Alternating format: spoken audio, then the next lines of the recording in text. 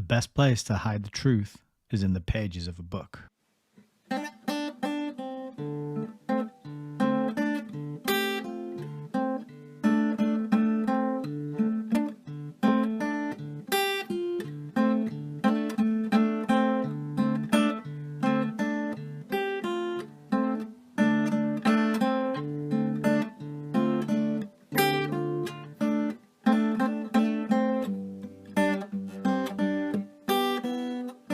Maybe we should just read.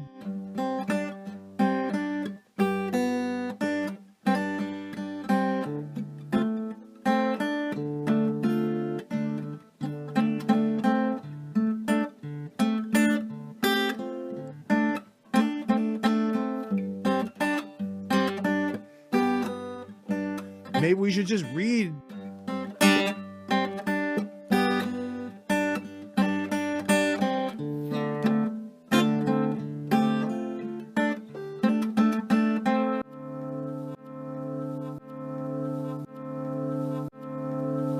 Welcome to Hayes Reviews.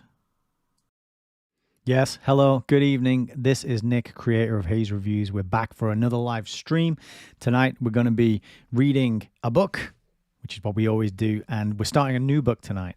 So thank you to everyone who's tuning in, watching live over on YouTube, Rumble, and Odyssey, and everybody who watches the replay after the fact. Don't forget that there's a pinned comment below the video with timestamps that you can use to navigate out into the future, which has yet to be written. Those of you tuning in for the real thing live, it's so good to have you here, and I hope you are all doing very well. It has been fantastic weather in my part of the world for the last like 3 weeks now. It's just been sunshine. All the plants are coming to life. There's insects in the air, bird song all the time. It's a real great time of year to feel optimistic, to get energized, to try to swing the needle back in the direction of optimism and positivity and empowerment and, defiance in the face of all this absurd tyranny that we are living through. Plans which have been put into motion long before our great-grandparents were even a twinkle in their great-grandparents' eyes. These agendas go back very far, and that is a good word for me to use because tonight we're going to be reading from a book that is describing the agenda, or one of many agendas, as we're going to have a look in a minute. So tonight we're going to be looking at Endgame, The Hidden Agenda 21 by Vernon Coleman. I have it right here. This is quite a thick book. I don't know exactly how many pages there are in this book because there's no page numbers. This is the first book I've read, I think, that doesn't have any page numbers, which is a very bold move on behalf of the author. But it presented me with quite an interesting challenge because I reached out to Vernon Coleman. I shot him an email and I said, hello, I just found a copy of your book in the local Oxfam, and I got it for, let's have a look. I think it was $2.99 if I remember correctly. Looks like the price might have been removed now. Yeah, I think it was about £2, £3, something like that. I don't have any of his books, but I was familiar with him through the videos that he's made, many hundreds of videos during lockdowns, helping people to apply some common sense, to think logically about what was going on, and to ask questions and to start conversations with other people to try to point out the illogical, absurd nonsense that we were being coerced into accepting and believing. We were being bullied, we were being threatened, we were being intimidated, and a lot of it was lies and nonsense, and a lot of it didn't make any sense. And those of us who were finding holes in the narrative and finding contradictions and trying to understand why these holes and contradictions existed were threatened. We were shouted down in many cases. We were called names. We were deplatformed. Some of us might even have been defunded. Some of us might have lost relationships, jobs even, over this act of wanting to know the truth, of speaking up, of asking questions, of saying that doesn't make sense and I'm not going to go along with it unless you can explain to me how this particular behavior or action is going to benefit me because I don't see it. For many of us, I think Vernon Coleman and many people in the chat tonight, particularly over on YouTube, I think Vernon Coleman was a voice of reason, voice of sanity, and gave us a lot of comfort during that whole period, which had intense uncertainty attached to it. We had no idea that all of it would magically disappear suddenly after 3.5 years or thereabouts. We didn't know that life would pretty much go back to normal, except there'd be QR codes on everything everywhere, and most people would be working from home. Not most, but many people would be working from home, just slapping their keyboards all day and getting paid for that. You know, there was some vestiges, some artifacts of that whole crazy time still remain, but for the most part, it all sort of vanished, evaporated, disappeared, and we're living pretty much the same way we did beforehand. But we didn't know that was going to happen. We didn't know there was going to be a rollback. We didn't know there was going to be a pause, a hiatus for us to breathe. And Vernon Coleman certainly provided a lot of us with a rock to refer to lean on during that time. So when I reached out to him and I said, hello, I found a copy of your book. I've got a YouTube channel. I read books on the YouTube channel. I would like to read your book on the YouTube channel. How do you feel about that? He got back in touch with me. He said, no.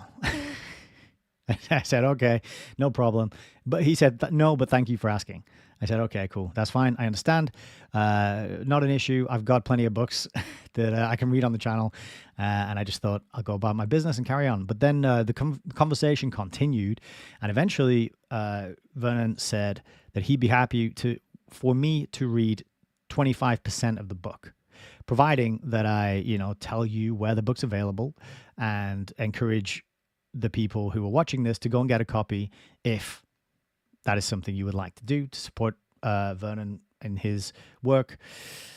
So I said, yes, sweet, I'll do that. I'll take it. 25% is better than 0% in my eyes. And so that is what we are going to be doing tonight. At least we're going to start doing it tonight.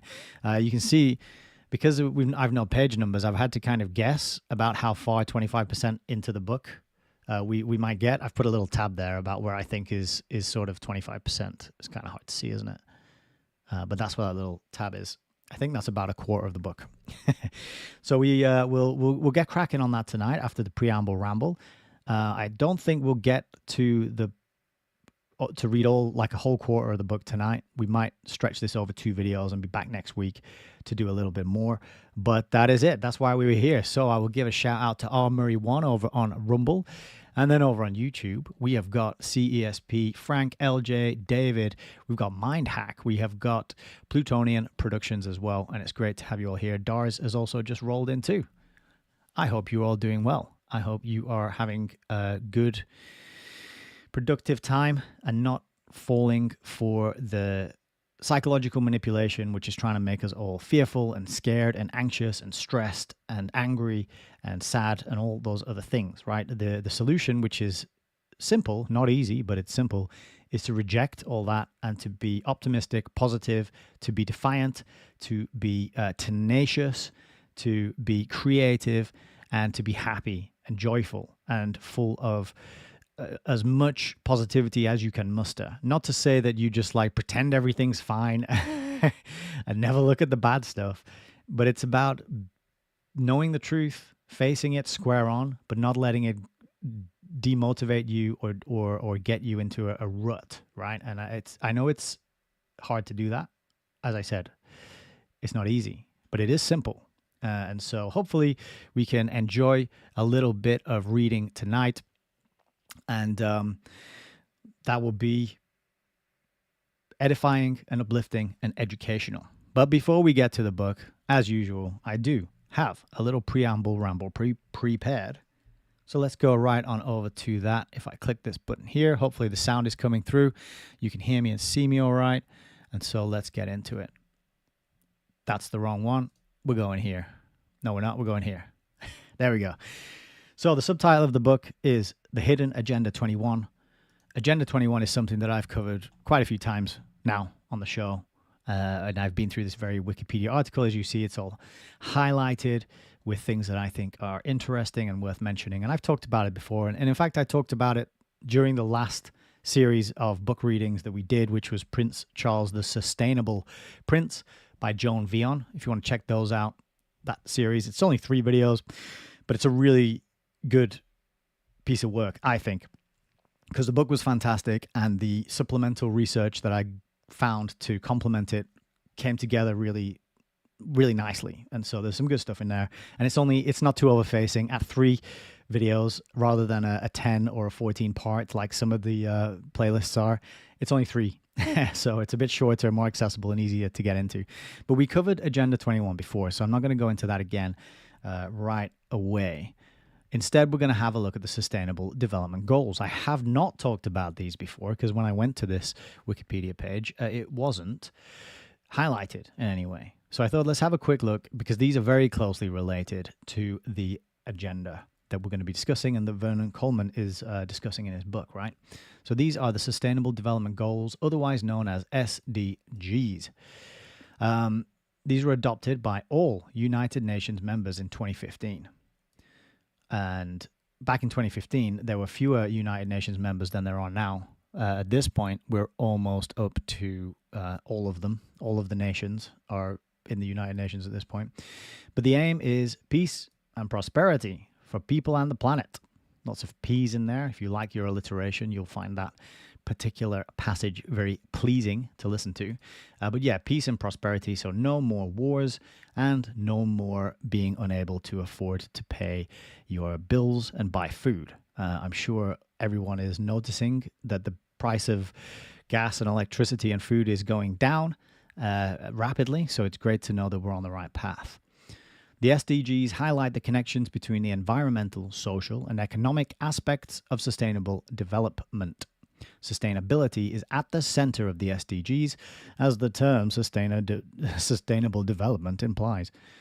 Now, during the course of my series on the Sustainable Prince, I either coined the term or spontaneously remembered it, having read it somewhere else that I now forget, the term sustainable austerity. Because I think whenever we see this term sustainable development, we should replace it and we should say to ourselves, this is all about austerity. This is about lowering your living standards, lowering your freedoms, lowering your ability to move around, to gain wealth, to gain tangible physical assets in the real world, to do what you want to do, go where you want to go, do the kinds of works with the sort of people that you choose. It's all about limiting all that, getting you at home in a box, staring at a screen, eating bugs, forever, I think, as far as I can tell. But what do I know? I'm just a bit of a nerd with a lot of books. But I think sustainable austerity sums it up better. But Wikipedia tells us that the SDGs, these goals are ambitious, and the reports and outcomes to date indicate a challenging path. Most, if not all, of the goals are unlikely to be met. So some good news there. Rising inequalities, climate change, and biodiversity loss are topics of concerns threatening progress. The COVID-19 pandemic, or also known as the Emperor's New Pandemic in 2020 to 2023, made these challenges worse. Oh no. And Asia in particular has experienced significant setbacks during that time. Poor Asia.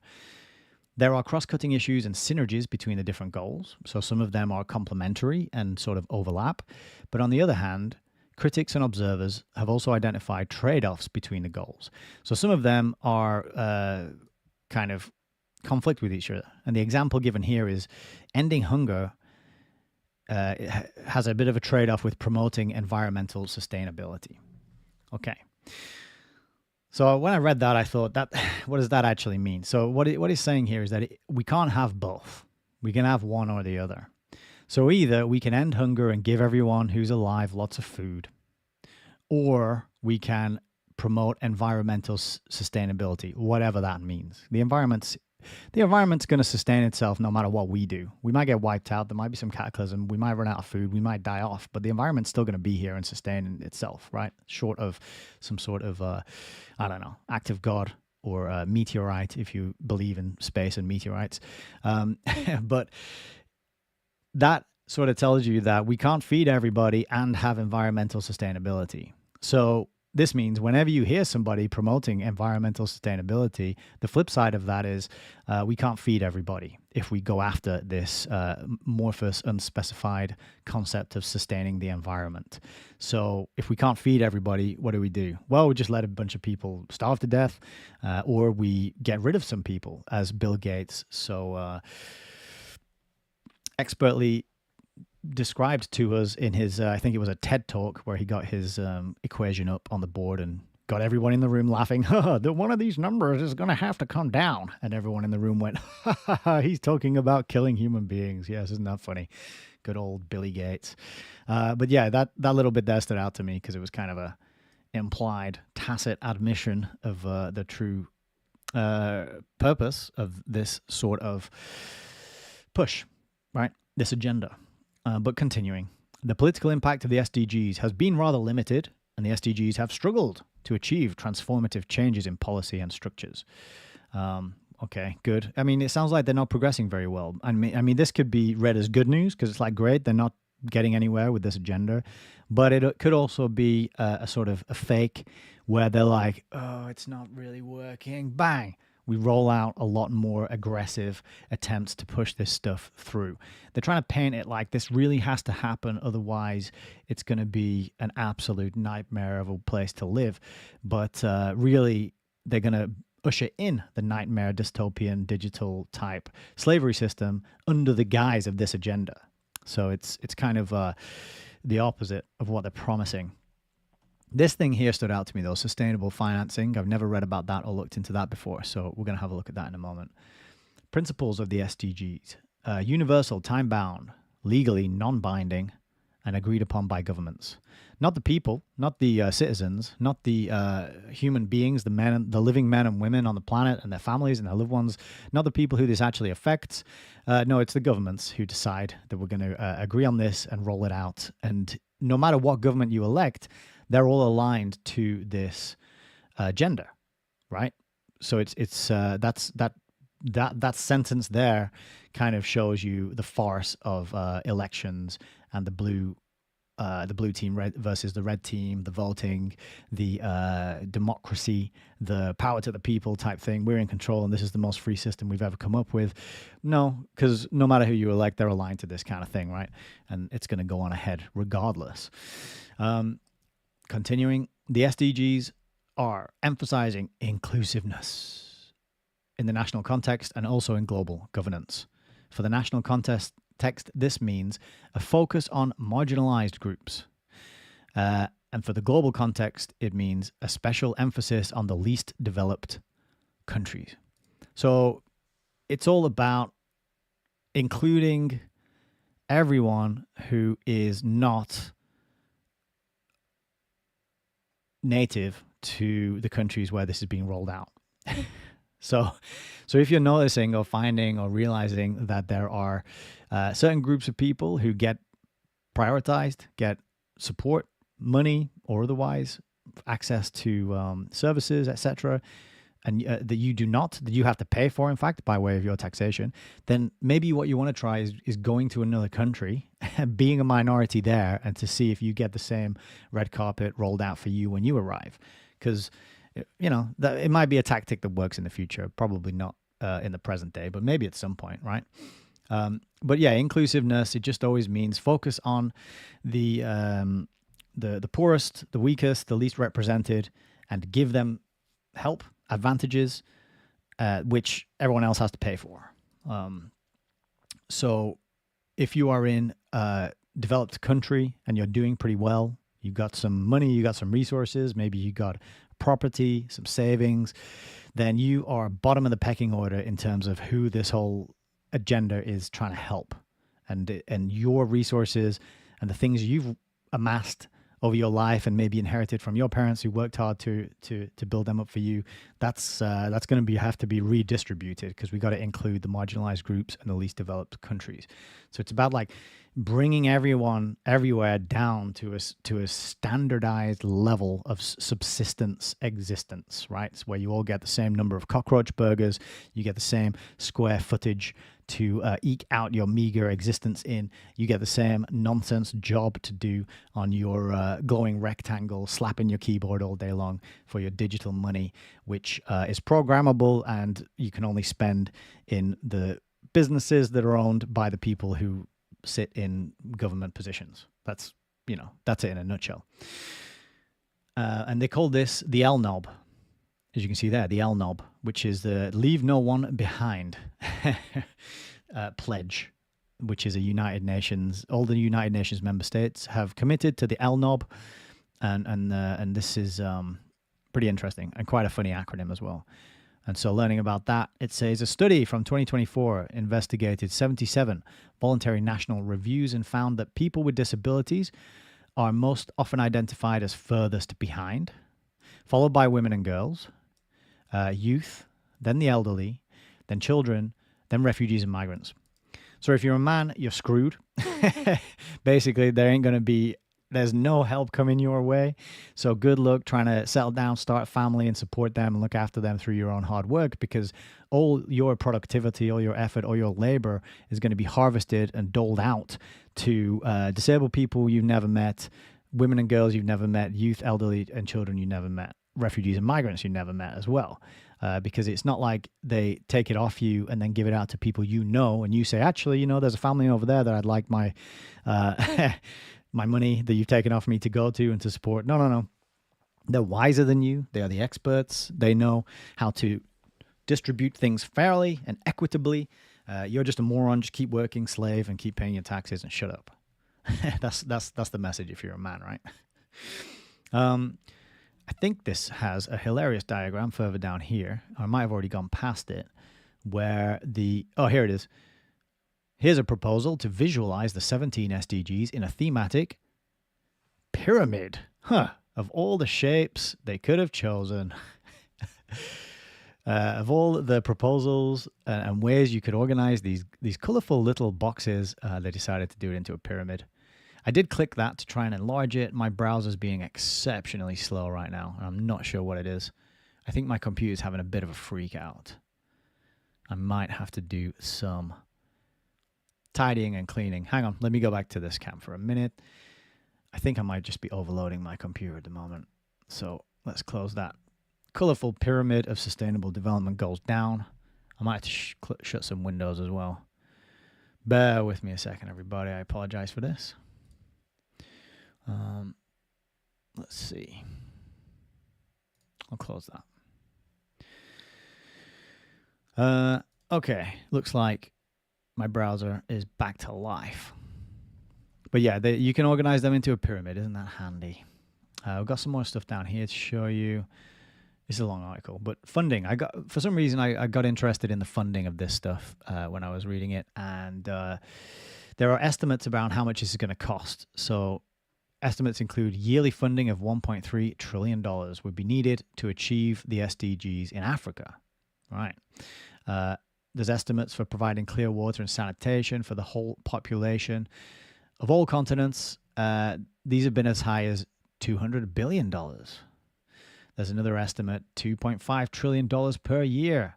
And, so it's crazy money. Where's this money going to come from? Are they going to create it out of thin air? Is it going to be billionaires and trillionaires forking over their wealth that they have amassed? No, of course it's not. It's going to be me and you and the slaves and the workers at the bottom who get their money taken off them before it even gets into their bank account by way of taxation system. Now I'm getting a lot of these page unresponsive error messages, which is a little bit frustrating, but let me see if I can do something about that. And I appreciate your patience while I grapple and mess with a laptop that is not even that old, this laptop, but I think it's just, it just doesn't want me to be telling you about sustainable development goals, does it? Right, we'll move on. We'll move on to sustainable finance, and we'll see if we get the same error message on this page. So sustainable finance, who's funding this? Who's funding all this fantastic saving the world and this Agenda 21? Well, it tells us on Wikipedia that sustainable finance is used interchangeably with environmental and social governance. investing, ESG. And another word for this is impact investing. And I know that Whitney Webb has done really good work, detailed work on ESG and impact investing in particular, what it means and how it affects people, because it's this kind of the way money works in the financial side of reality is all shrouded in mystery, and it's overcomplicated, and really it's just a gang. It's just like a mafia. It's like a financial mafia. They've cornered everybody. They're forcing us all to use their ridiculous, made up, concocted, convoluted systems of money and finance, and they can just invent back doors and loopholes and new instruments, and they write the rules, and it's just ridiculous, really, that we allow this to happen, because they are really at the heart of all the problems that are going on.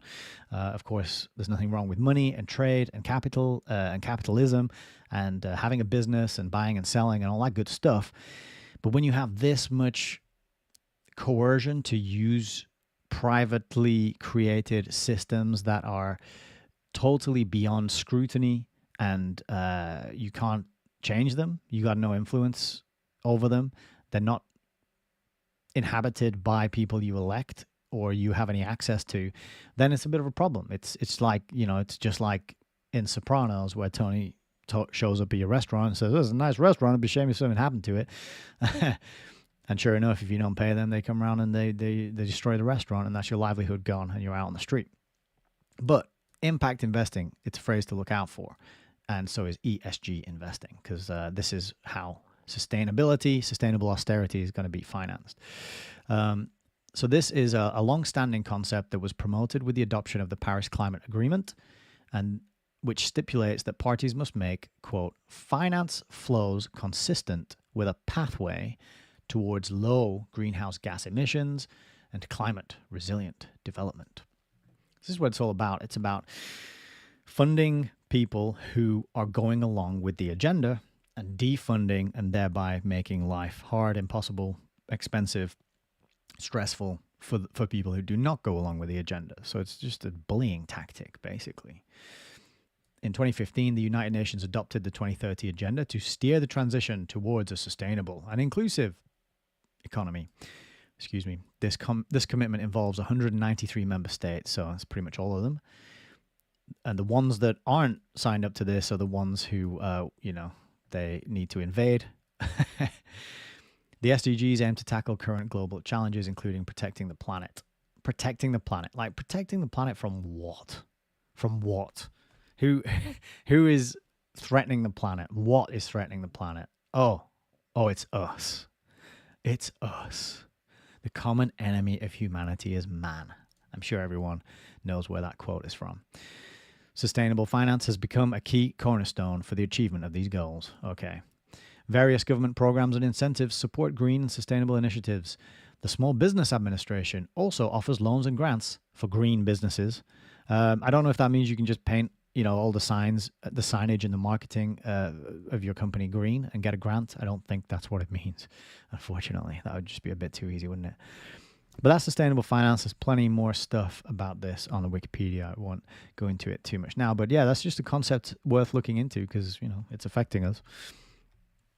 And then global governance. Global governance refers to institutions that coordinate the behavior of transnational actors. Interesting word, isn't it? Actors. Facilitate cooperation, resolve disputes, and alleviate collective action problems. So this is all about the global collective. Smoothing things over, standardizing things, making everybody agreeable and peacefully participating in the systems. It says that global governance broadly entails making, monitoring, and enforcing rules. So, yeah, it's like play by the rules, our rules that we created, or else, shaking. You better follow the rules. So that's what it's all about. Top-down global rules for the way that governments and institutions and transnational actors interface. Within global governance, there are a variety of types of actors, not just states. So there are so this is telling you right here that the nation state is not the highest level of powerful actor in the world. Because if you've watched me many times, you might have heard me say before, and many other people say, that there's plenty of corporations out there that have GDP that's higher than most countries. So this is just a sort of a tacit admission there. So when you're like glued to your geopolitics news and you think it's all about, oh, what's Trump going to do? And what's Zelensky going to do? And Putin, whoa. And Netanyahu, whoa, man. And now Starmer's on the scene. What? Like it's puppetry. It's theater. It's Punch and Judy. It's pantomime. So there are actors which are not just states exercising power, and that's why we need global governance. What are those actors? Well, it doesn't really tell us here, but yeah, quite an interesting admission. Global governance. And if you remember, when we did the Sustainable Prince read through, we heard about this guy called, I'm going to forget his name now, Spath, I forget. But he set up the the World Resource Institute. And he gave a speech at one of the early Rio summits saying that global governance is here and it's here to stay. And that was back in the early 90s. And I thought I had one of these pages with that institute highlighted because I wanted to mention that, but maybe not. But again, another massive article here on Wikipedia if you want to get into that and learn all about global governance. Here's another one that I thought I would just have a look at quickly that I came across while researching and planning this preamble ramble. Green imperialism. And it's interesting. They got a small I there for imperialism. Like, it's a small letter thing. It's not that big. It's not really a real thing. But this is a very interesting idea that could be useful to bring to people who are going along with SDGs and think it's fantastic. And yeah, it's really great that we're driving our Teslas and we are all sitting at home slapping our keyboards, and that's called work in the modern age, and we're all eating cockroach burgers, So green imperialism. So imperialism can be carried out under the guise of environmentalism. That's the kind of conclusion here. But let's read a few quotes from this. So it's green imperialism. It's also eco-imperialism, eco-colonialism, or environmental imperialism. Is a derogatory epithet alluding to what is perceived as a Western strategy to influence the internal affairs of mostly developing nations in the name of environmentalism. So notice the language that you get in this in this explanation. It's a derogatory epithet. Alluding, so not proving, not describing, not referring, just alluding to what is perceived as. So that's a subtle kind of hint that, oh, people perceive it as that, but that's not really what it is and what's going on.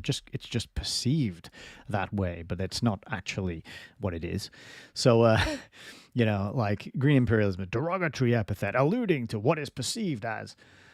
You got to be really on the ball when you're reading these kind of things, because they hope that you'll just read that whole thing and you get to the end of the sentence, and what you're left with is a subtle sense that it's not a real thing. It doesn't really exist. It's not really happening. It's not actually going on, right? So this kind of language is very important and very telling as to what we are supposed to think when we read this particular Wikipedia article. I've got some more examples of that as well coming up on Vernon Coleman's Wikipedia page.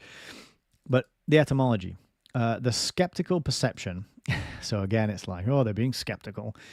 I mean, skepticism is good apparently in some sets. If you're being skeptical of things like, I don't know, God or spiritual, the spiritual dimension, the human soul. Like, I don't know, there's plenty of things where skepticism is painted as a good thing. But here it's kind of like, oh, the skeptical perception of the Brundtland Report by the Third World elites was summarized as green imperialism by Helge Ole Bergensen in 1988. So it goes back a few years. And there's a couple of books here. Green Imperialism, A Prescription for Misery and War in the World's Poorest Countries. That's by Deepak Lal. And then also there's another one here, which is Green Imperialism, Colonial Expansion, Tropical Island Edens, and the Origins of Environmentalism, 1600 to 1860. And that's by Richard Grove. But it's not the Grand Theft World Richard Grove. that people are probably more familiar with. This is a British historian, or was a British historian, environmental activist, and he won a prize for this book. Apparently, that was released in 1995. Could be an interesting read. The Origins of Environmentalism, going back to 1600.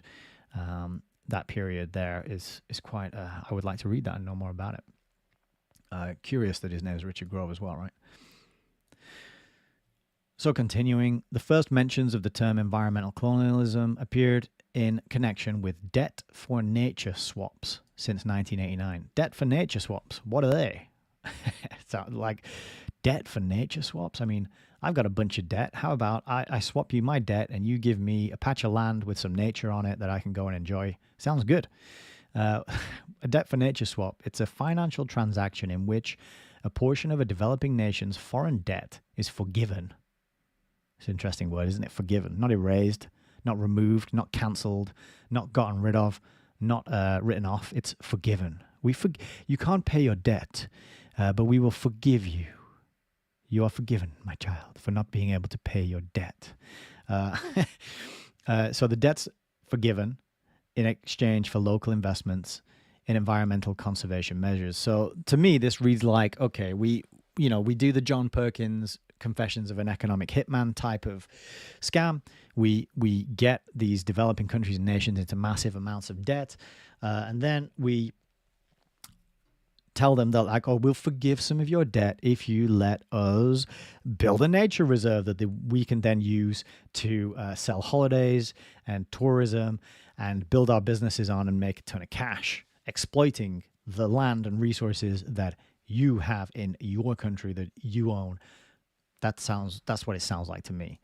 And I didn't go into that particular article. I just read that little synopsis there, but it was feared that, so continuing, it was feared that however, well-intentioned, okay, there's a typo here somewhere. It was feared that, however, I'm not even sure. This is Wikipedia for you. The well-intentioned environmental protection programs could be perceived as meddlesome and imperialistic. Again, it's like using these modal verbs, could be perceived. Oh, it could be perceived as meddlesome and imperialistic. No, that's exactly what it was. It might be, somebody could perceive it this way. So you can tell the kind of language they use when they're trying to soften the blow, when they're trying to lead you down a certain way of thinking about an issue or a topic, right? The establishment of national parks in Africa has in some cases led to the impoverishment and displacement of local populations. There you go. So that's what it's really all about. There's another book here, Eco-Imperialism, Green Power, Black Death, 2003. That's Paul Drisson. Might be something else somebody wants to grab. So usages of the term green imperialism. They used it during the Battle of Seattle in 1999, which I'd never heard of before. But apparently that was a big battle where people were protesting the World Trade Organization. I'd never heard of the Battle of Seattle. It's something I'd like to go back and read a little bit more about at some point. But during that battle, the media presented environmentalism as a new form of imperialism. The rich developed countries imposed their environmental preferences and priorities on the developing countries. It's a great point. But I think this is, if it's pushed by the media, then it has a purpose. And the purpose is probably to get people self-flagellating and accepting austerity, which is what this is really all about. Remember, sustainable austerity.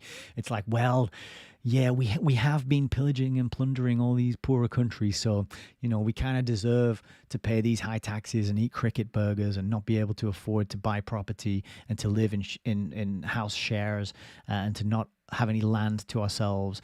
We do kind of deserve it. We have been really bad. We are guilty for all these crimes. Stop using we. We didn't do it, right? Unless you did do it, in which case shame on you. But I don't think people who did this are watching my channel. But the average Joe and Jane public, we didn't do it. didn't build any of these structures and these systems and implement any of these policies, and we didn't go join the Council on Foreign Relations and the Royal Institute for International Affairs, and we didn't go on Rhodes scholarships to study in Oxford to gain positions of power. We didn't join the World Economic Forum's Young Global Leaders to gain position to penetrate the cabinets of the world's governments so that we could implement all this kind of nonsense, did we? So, but there's this guilt been implanted into the minds of a lot of people in Western developed countries, so that you will accept this austerity, and that you will accept the siphoning off of your wealth and the deindustrializing of your economies, and you will just kind of go quietly along with it because you're bad people, because your governments have been ripping off the Africa, which is true. So it's a very sinister kind of mind game that they're playing here. And there's some examples here of how deforestation in Malaysia was going on, and some governments boycotted it.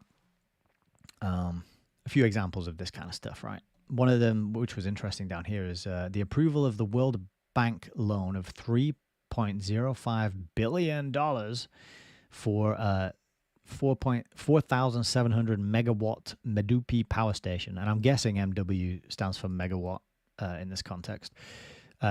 This World Bank loan drew criticism for supporting increased global emissions of greenhouse gases. So the World Bank,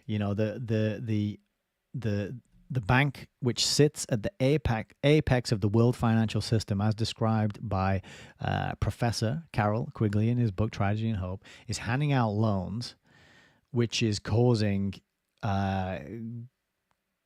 greenhouse gases, an increase in global greenhouse gases, right? If the coal plant was not built, it says there would have been significant limitations placed on industrial development in that country.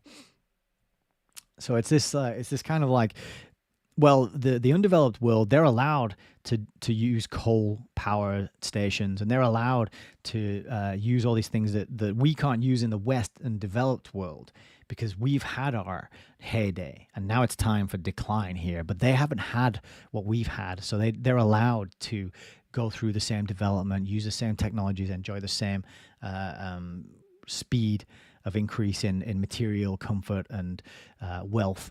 So it's okay for them. It's not okay for you. It's just illogical. It doesn't make much sense, right? There's a connection here as well about neoliberalism, which says eco-imperialism is sometimes described as a combination of global environment and broad neoliberal agendas. Eco-imperialism is perceived to result in a policy of commodification of all resources on Earth. So remember the world... Oh, here it is. It's down here. It's right underneath. It's there. World Resources Institute. Yeah. So you've got neoliberalism combining with eco-imperialism, which is commodifying all resources of the Earth, which is a tendency to the commodification of nature for environmental goals, is also known as selling nature to save it, or green grabbing. And then we have to set up these World Resource Institutes, right? And if you remember the World Resource Institute, we did talk about it. It was founded with funding from the MacArthur Foundation under the leadership of James Gustav Speth, not Spath, it's Speth. And we watched a bunch of interviews with him on, I think it was Sustainable Prince Part 3, if I am not mistaken. So another link there. But yeah, it's commodifying nature. It's turning all of nature into, putting a dollar amount on it, and then buying and selling it and trading it on the stock market, or whatever version of the stock market they install after this one crashes, that they're currently in the process of carrying out a controlled demolition on. And then it's all going to be traded. And again, Whitney Webb has done fantastic work explaining how these systems are going to work. I can't remember a specific article off the top of my head, but she's worth checking out. But this study here, which is referenced and was carried out by the World Resources Institute, allocated responsibility for global warming to developing countries. You can't do that. So the World Resources Institute was like, look, a lot of this global warming is coming from developing countries, China, India, etc., and their massive amount of coal use and coal burning. And then this fella comes in and was like, that's flawed, politically motivated and unjust. So yeah, this is the thing, isn't it? It's like colonialism was bad when we when our rulers did it to these people over there, and the only way that we can and so but it's good when it's done in the opposite direction.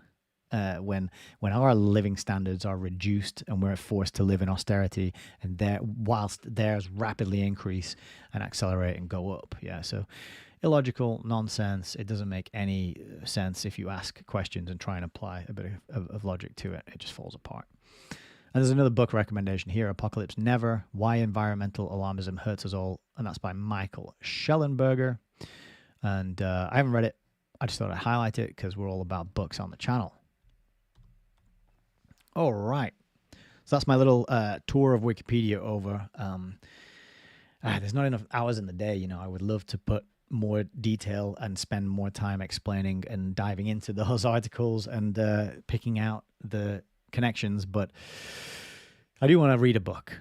And so we got to soldier on quickly and get through these tabs. But Vernon Coleman, he's the author of the book that we're going to read tonight. So I thought I would pay a visit to his website and we can learn a little bit about him. So we'll do that right now. It says, like all qualified medical doctors who have told the truth about the Emperor's new pandemic, C-19, Dr. Vernon Coleman has been repeatedly lied about and libeled on the internet and in the mainstream media. In March 2020, after studying the COVID death figures and comparing the death statistics in the UK to that of previous years, Dr. Coleman said that the threat of C-19 had been wildly exaggerated and that there was no Emperor's new pandemic. The Emperor was not wearing a pandemic, in other words. In the first video, he warned that the fraud or hoax would result in the deliberate, cold-blooded deaths of many old people, which it did. And yeah, he's absolutely right, it did.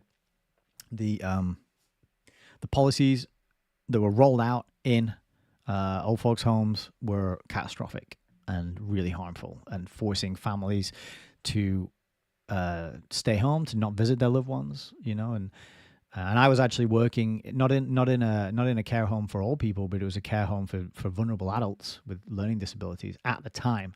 And I saw, you know, if we had to test on a, you know, almost an hourly basis, multiple times a day, and if one of the residents had a positive test, then they had to be locked in their room and not allowed to leave for I think it was 48 hours or else 3 days.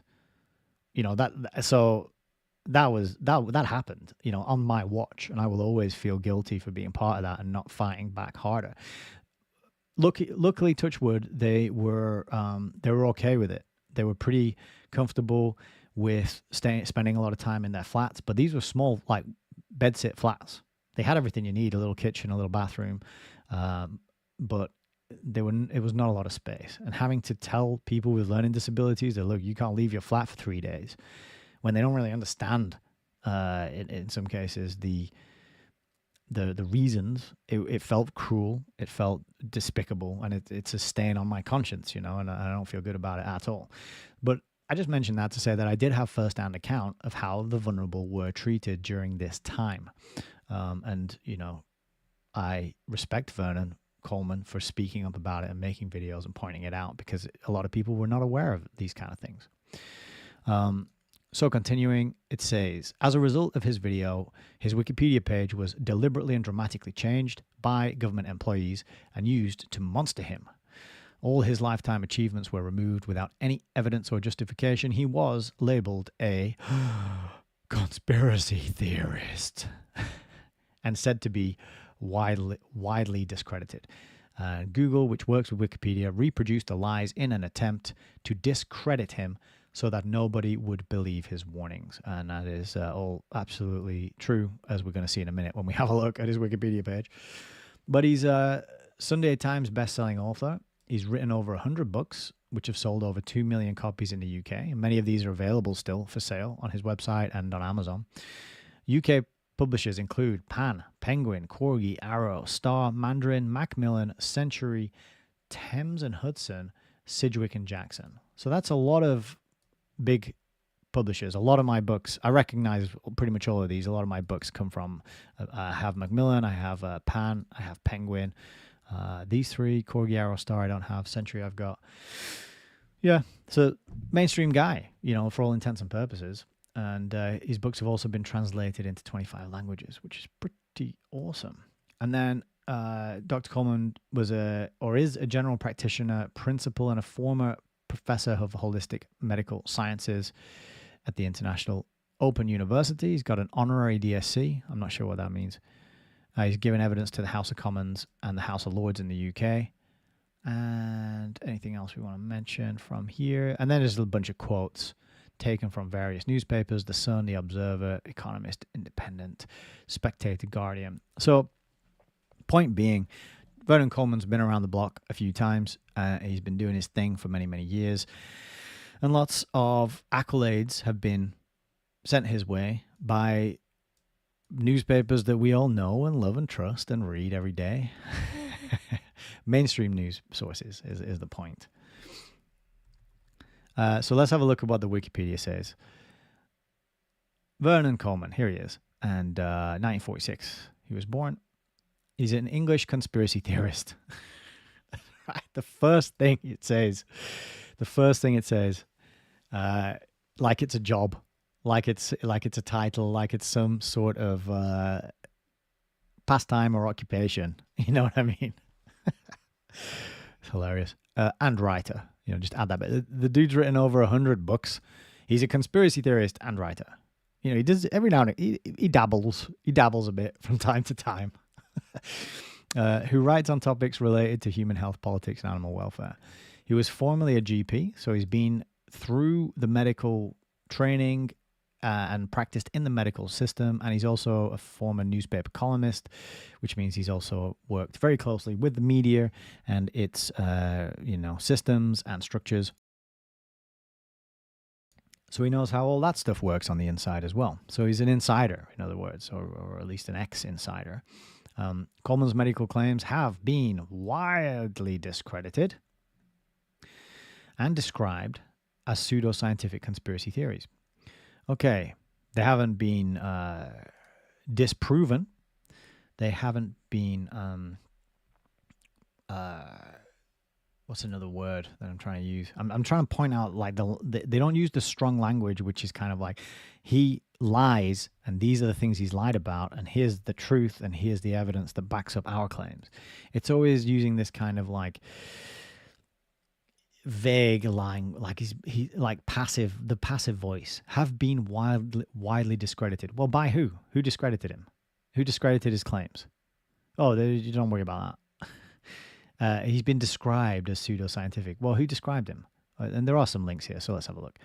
Factcheck.org, fullfact.org, and Politico. So these completely trustworthy organizations which always tell the truth about everything, because look, they've got the word fact in their name. They're full fact, and they're factcheck.org, which means they can't lie because they have to publish facts, right? All right, let's have a look at the career. Coleman qualified as a physician in 1970 and worked as a GP. In 1981, the Department of Health and Social Security fined him for refusing to write the diagnoses on sick notes, which he considered a breach of patient confidentiality. Well, I agree, really. I mean, why does do you have a right to privacy about the medical conditions that you may be dealing with? Or are you under obligation to tell your employer what it is that you're dealing with when it comes to your own health and well-being? People might have different views on that. I could see Vernon Coleman's argument for respecting patients' confidentiality in this particular instance. He went on to publish a book called The Medicine Men in 1976, which accused the National Health Service of being controlled by pharmaceutical companies. Coleman left the NHS. So is the national health controlled by pharmaceutical companies? Well, no, it's controlled by you and me, isn't it? Because we pay for it by way of our taxes. And we get to say what methodologies they use. We get to have acupuncture. We get to have nutritional advice, organic food on prescription. We get to have hypnosis. We get, oh no, wait, we don't get any of that kind of stuff. Nothing alternative. We don't get any chiropractic. We get, what do we get? What do we get when we go to the NHS? Oh, we get pharmaceuticals. How about that? But, you know, the NHS couldn't possibly be controlled by pharmaceutical companies, even though that's always their solution to every single problem. This bit I really liked. He's a skeptic against jogging for fitness. That right there is enough. For me, I'm never going jogging again. I hate it. It's torture. One of my least favorite exercises ever invented. And I'm glad to know the doctor, ex-Dr. Coleman, says that jogging is, he's skeptical of it. That's good. He's also an anti-vivisectionist, which means he is against dissecting animals and experimenting on them, which I really agree with and I think is a great position to hold. It's a moral position to hold. There's no reason why we should have to torture animals to learn things. And what is also interesting, as I've been reading a book, I've been reading this one, which is The Shallows by Nicholas Carr, and other books that I'm reading at the minute as I'm kind of researching and learning about screen addiction. What I'm finding is a lot of these I call them pop science books because they're mainstream and they're well referenced and they give you a lot of scientific information about how things work, but they also leave a lot of stuff out. And it's to appeal to the scientific materialist in each of us, because we've all been indoctrinated to some extent with a kind of scientific materialist outlook. But what I keep finding is that there's these accounts of like, such and such a scientist was back in the 1970s, such and such a scientist was carrying out this thing and he discovered this about the brain. But they all start with torturing animals. And there's a part in this book somewhere, and I'm struggling to find it now. I don't think I'm going to be able to pull it up. I was hoping that I would just open the book and it would be right there, but you know, there's like 300 pages in this book, so the chances of just opening it on the page that I'm looking for pretty slim. You never know; these things do happen sometimes. But basically, there's a part in this book where he's describing how some guy was chopping open monkeys' skulls and, you know, doing work on their brain. Oh, here he is. I found him. Michael Merzenich. So Michael Merzenich is cutting a hole in a monkey's skull. Once he has removed a piece of the monkey's skull and exposed a small portion of its brain, he threads a micro-electrode into the area of the cortex that registers sensations from one of the animal's hands. I'm not making this up, but I can't show you on the book cam. He begins tapping that hand in different places until the neuron beside the tip of the electrode fires. After methodically inserting and reinserting the electrode thousands of times over the course of a few days, he ends up with a micro map, showing in minute detail down to the individual nerve cell how the monkey's brain processes what its hand feels. He repeats the painstaking exercise with 5 more monkeys. But do you know what he does next? If that wasn't bad enough.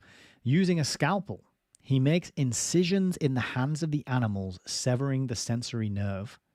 The nerves in the monkey's hands grow back in a haphazard fashion as expected, and their brains also, as expected, become confused. So that's just, that's torture. That is torture. Crack open the skull, wire it up, and then slice their hands, right? It's disgusting. It's despicable. It's sickening. And these kind of anecdotes come in these, are riddled in these pop science books that I keep finding when I'm learning about screen addiction. So, it's sick. It's really sick stuff. And a lot of these, celebrated, lauded scientists are actually just psychopaths. And people should be aware of that. So I say all that just to say, taking an anti-vivisectionist stance, in my opinion, is laudable and heroic and, impressive. It's good. And it says here that Coleman provided a supplementary memorandum to the House of Lords on the topic in 1993. What else we got? 1995, Coleman published the book How to Stop Your Doctor Killing You, which is a fantastic title. But the Advertising Standards Authority subjected it to an advertisement ban. So basically they said you're not allowed to advertise this book, right? Because it's got hurty words.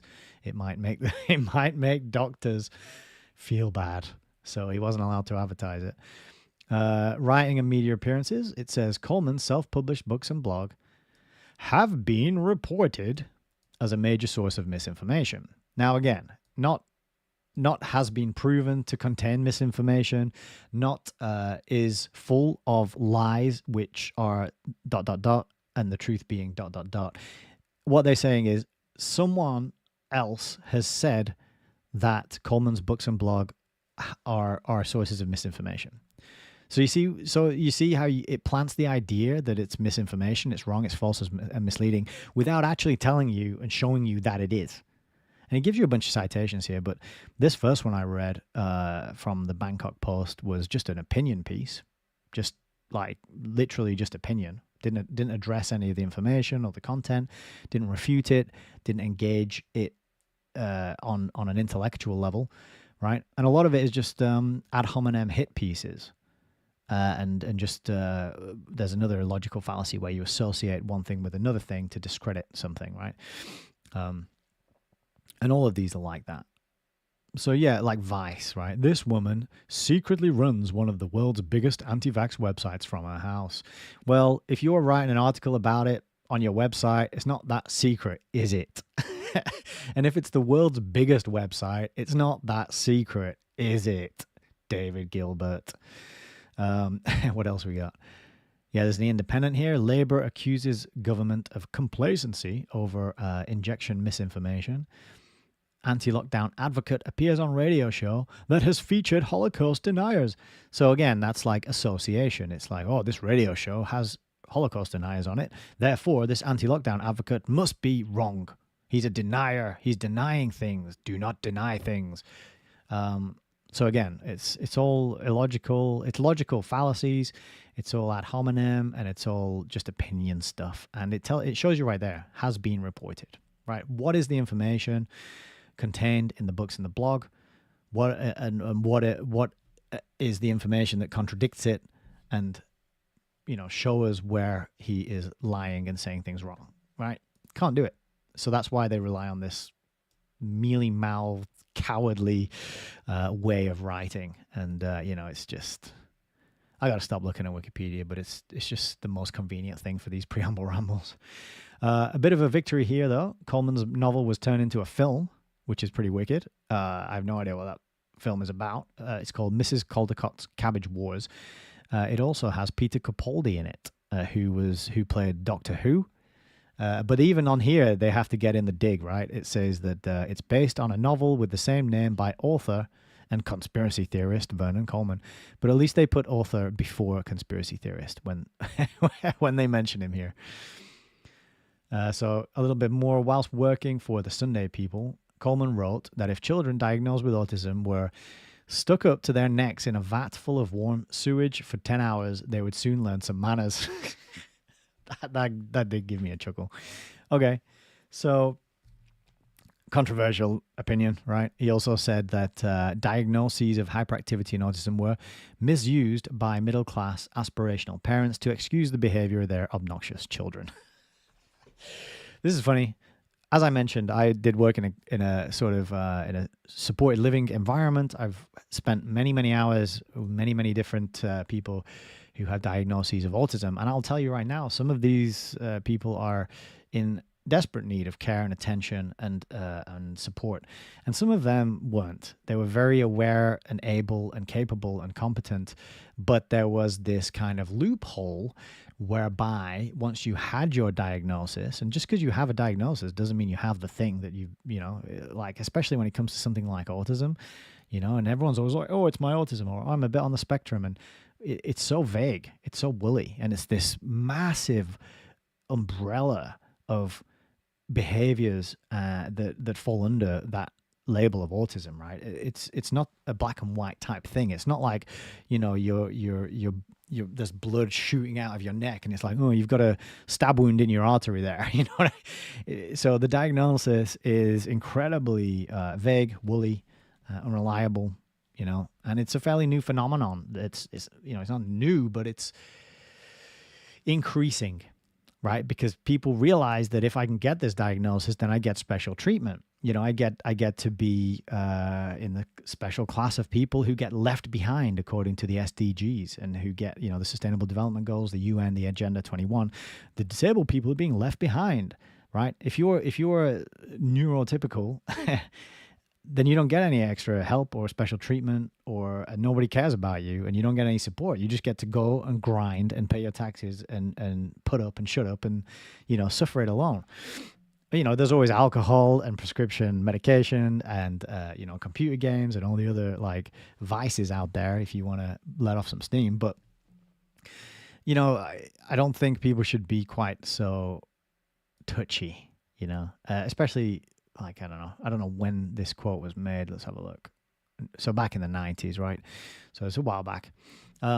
It gave me a chuckle, and I work directly with autistic people, and there's legit, genuine people who really need help, and there's other people who play on it and they play it up and they just use it as a way to coast and skive and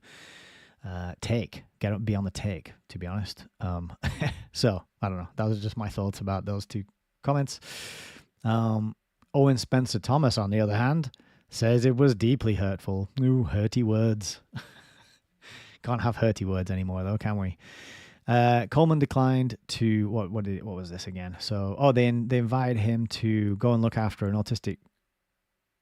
What was it? Yeah, spend 24 hours caring for his son, and Coleman declined and refused to withdraw his remarks. So, yeah, but say your words, stand by them. That's admirable in its own way. AIDS denial. Everyone's favorite topic. Another denial. There's a lot of denial going on, climate denial, AIDS denial, COVID denial, Holocaust denial. I think we've got the full denial bingo card just on this one live stream alone. So hopefully it's still going out there and you can hear me and we haven't been cancelled yet. But it's like, is there no controversial topic you left alone, Vernon? Nope, there isn't.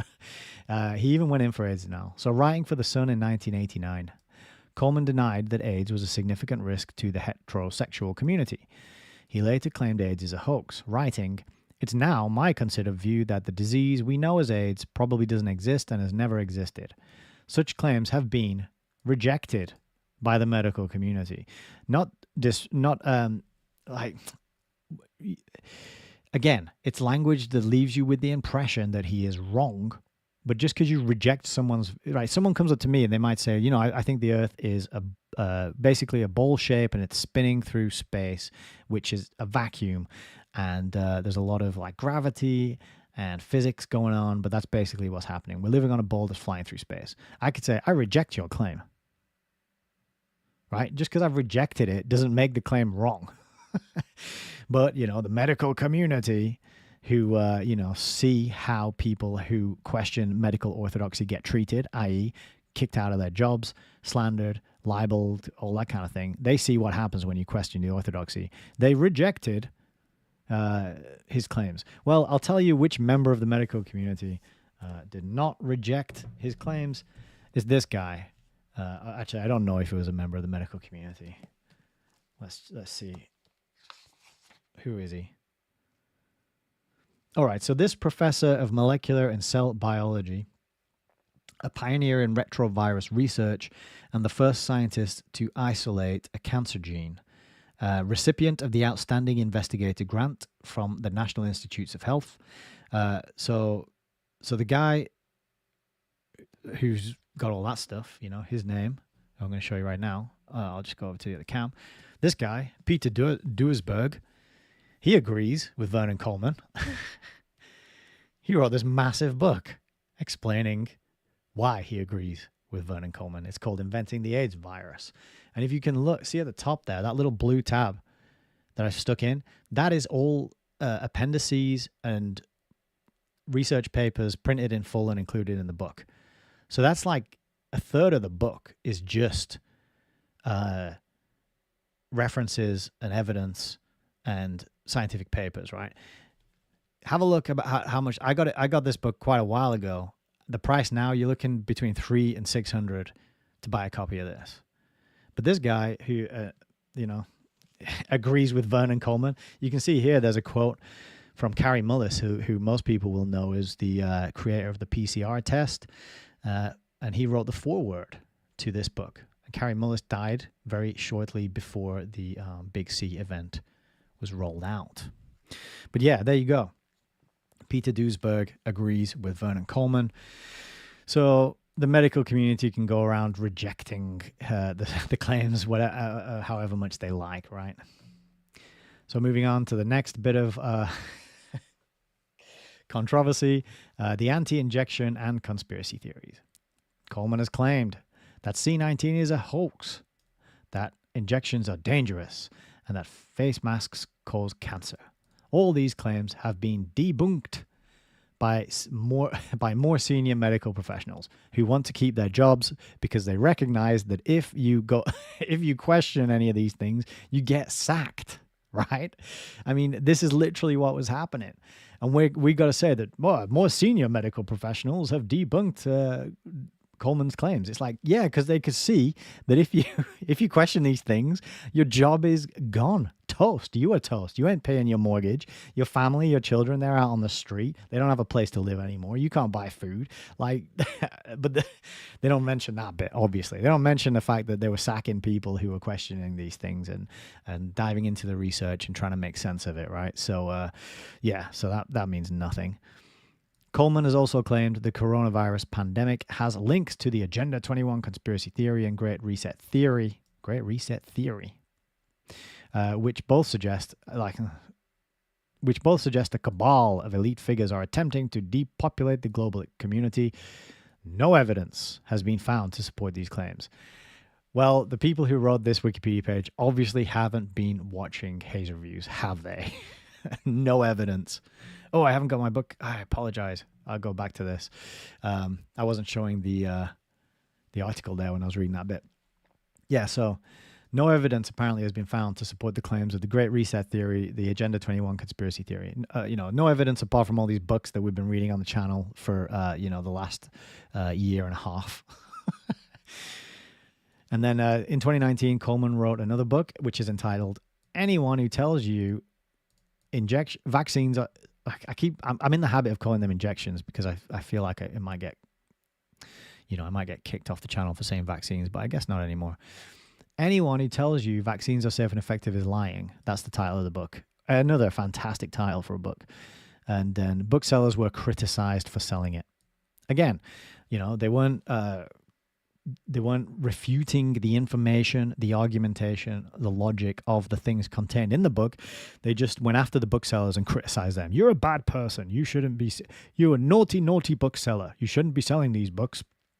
And that's not dealing with the content and the topic and the information that Vernon Coleman is presenting, right?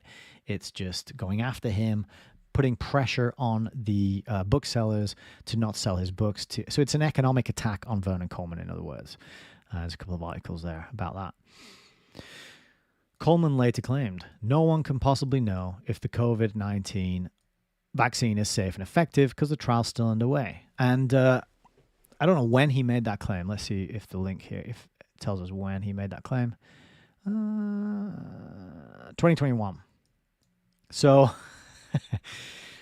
I think that was around the time that the trial was underway, and the one thing, and I don't know the context for this video, but one thing I will say is nobody could know the long-term effects, right? Nobody could know the long-term effects. It was impossible to know. Nick, what do you mean by long-term? All right, I mean 3 to 5 years. Because the tests were done in a matter of months, and then these injections were rolled out to everybody on the face of the earth. No, it was literally, and that word gets overused all the time and it bugs me, but it was literally impossible to know the long-term effects of these injections, right? So these kind of claims, you got to look at when they were made, and I think it was probably right. But no, he wasn't, because these claims were debunked by Health Feedback, a member of the WHO-led project Vaccine Safety Net. Vaccine Safety Net. Oh, that's a clever pun, isn't it? Safety net. See what you did there. Smart. So debunked again, Vernon. Bad luck. Coleman has also claimed in a viral video that the jabs will be lucky to last 5 years, which was again proven to false. Proven to false. So typo there. Proven to false due to a lack of evidence. Well, it hasn't even been 5 years yet. And I'm not saying he's right. I'm just saying it hasn't been 5 years. You got to at least wait. If the claim is they're not going to last 5 years, then you got to wait 5 years before you can say it's proven false. Okay? I mean, but, you know, proven to false. This shows you the level of people we're dealing with here. They can't even write a grammatically correct sentence. Apparently, all the evidence suggests that wearing masks are safe and an effective way towards protecting individuals from COVID-19. Again, all evidence suggests that wearing masks are safe and an effective way towards protecting individuals. That is one of the worst sentences. I'm an English teacher in a past life, and I used to see some shit sentences. Let me tell you, and that is garbage, my friends. Anyway, despite being debunked, Coleman's conspiracy theories have been used to push COVID-19 denial. He's denying. Do not. Oh no, I just clicked on Stephen Gundry. Whoops. I don't know how to go back. Okay, bear with me a second. We don't want to learn. Although Stephen Gundry, I will say, wrote a book called The Plant Paradox. If you're a vegan or a vegetarian, which I actually happen to know that Vernon Coleman is, might be worth reading. I'm certainly feeling pretty good at having cut out most plants from my diet. Not that I'm going to do it forever, but Stephen Gundry did write that book, The Plant Paradox. So, okay, we're back. Despite being debunked, COVID-19 denial, pseudoscience, and anti-mask propaganda. Yes, you must be pro-mask. If you are anti-mask, then you're a bad person and you should feel bad. Coleman has also claimed the National Health Service kills more people than it saves. That is quite a claim. And he was referring to a study by the British Medical Journal, to support the claim. What's the study? Oh, you don't get a link to the study, do you? No, you can't look at the study. You just get told that it was a flawed study. So studies can be flawed, in case you didn't know that, right? And so when people are saying this study shows ... you got to be like, well, is it a flawed study? And they'll say, what do you mean is it a flawed study? It's just a study. It's peer reviewed. But I want to know if the study is flawed. And, and then you got to get into like learning how to read scientific studies and that whole thing. So it's a deep rabbit hole. Not everyone has the patience, the time, the aptitude, and the appetite for that kind of thing. So what they do instead, they'll just tell you it's a flawed study. So you just, oh, well, that study's bogus, right? The one that Vernon Coleman refers to as a flawed study, so it's bogus, even though it was done by the BMJ, and we'll trust the BMJ on all the other things that they say, apart from that one flawed study they did that Coleman referred to, right? And then also, he also denies climate change, calling it a malicious, dangerous myth. He's probably aware of the first global revolution wherein the enemy of man was decided to be man, and climate change would fit the bill, the common enemy that would unite the world's people under a global governance system. And then there's a whole story here about the ASA rulings against him, which is worth reading. I won't go through them all right here. But he was trying to complain, and it was not followed through. So, yeah, he's really been on the battle lines, for many, many years. And what's interesting is he's a vegan and supports animal rights. So like that you would think, and also cross-dresses. He stated in an interview that he cross-dresses.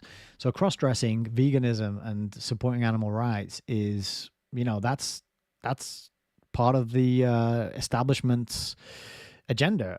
Agenda 21, they want you to be a vegan and not eat animals and cross-dress, right? So it's interesting that he does these things, and yet that doesn't save him from being slandered, labeled a conspiracy theorist, and having economic attacks done against him, right? Okay. So Vernon Coleman's website has a link to his videos. You can watch them on BitChute. Oh, wait, no, you can't. unless you have a VPN, because BitChute is now no longer available to people in the UK because they are worried that they will get a slapped wrist for talking about the country that you're not allowed to talk about in a negative way. OneVSP, however, is still up and running. Let me just go back there. OneVSP. So BitChute, yeah, here's the BitChute warning. In case you hadn't heard, to our valued users in the United Kingdom, we have reviewed the regulatory landscape, and we are discontinuing our video sharing services for you. The introduction of the UK Online Safety Act of 2023 means that we are no longer allowed to say what is true. And so that's it. Boom, BitChute's gone. You can still access it if you've got a VPN, I believe. But I never used it that much anyway, so no great loss to me. But onevsp.com you can access, and you can see here Dr. Vernon Coleman has got 293,000 subscribers, and I don't think he's still... Oh, hang on. The End of Medicine 1 week ago. Still putting videos out. I thought he'd stopped, but it looks like stuff is still getting uploaded to that channel. So there you are. And looks like it's got all his past videos on here as well, going back 8 pages of videos. So you can go check out his well-written, thought-provoking monologues, always delivered in a calm, mostly always delivered in a calm way. There are times where his emotional state was uncontainable and undeniable, but check that out. OneVSP.com, Dr. Vernon Coleman is the channel. Okay, we are nearly at the end of the preamble ramble, and I have a little gift for you, which you may not have heard before. I've probably told people on the channel before that I used to live in South Korea, and I was an English teacher. And when I lived there, I met a musician. He was called Bob Westfall, and he plays guitar, writes his own songs, and he wrote a song and recorded it and uploaded it to YouTube, and it is titled The Vernon Coleman Song. And I thought it would be pretty awesome to play this, get it on the record, and I think people would enjoy it very much. So I'm going to play that. And as I'm playing it, I'm going to scroll down and just show you some of the comments underneath this this video. So enjoy.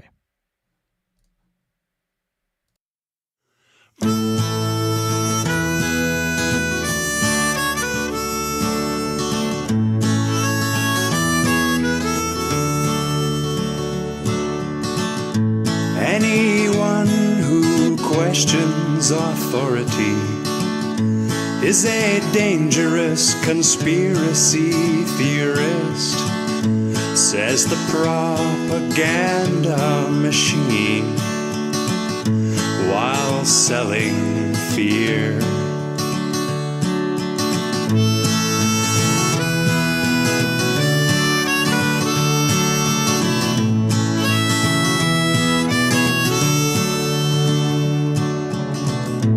Me, I have to disagree.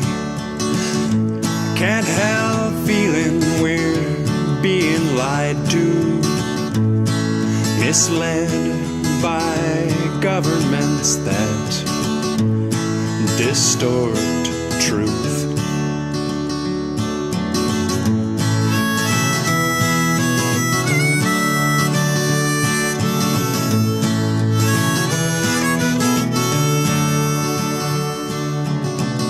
Social media is quickly gaining a reputation for censorship.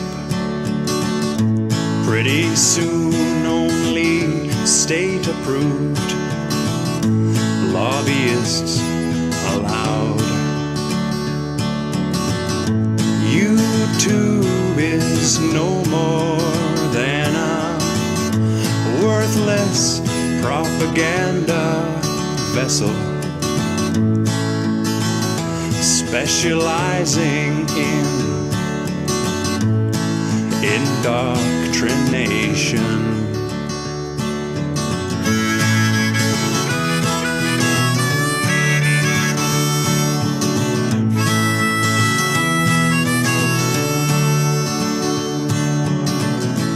Modern day book burning freedom without a free press. Friends, it's time for courage and integrity. Stand up for truth. Friends, it's time for courage and integrity. Stand up for truth.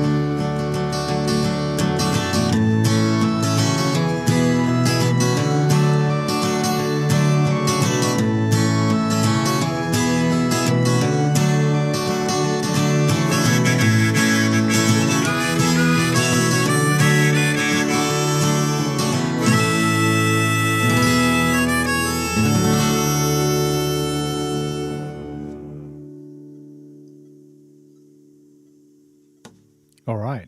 Hope you enjoyed that little ditty from Bob Westfall, Moonlight Poet. If you enjoyed that, you will enjoy his other stuff as well. And he has quite a lot of stuff on his YouTube channel, I think.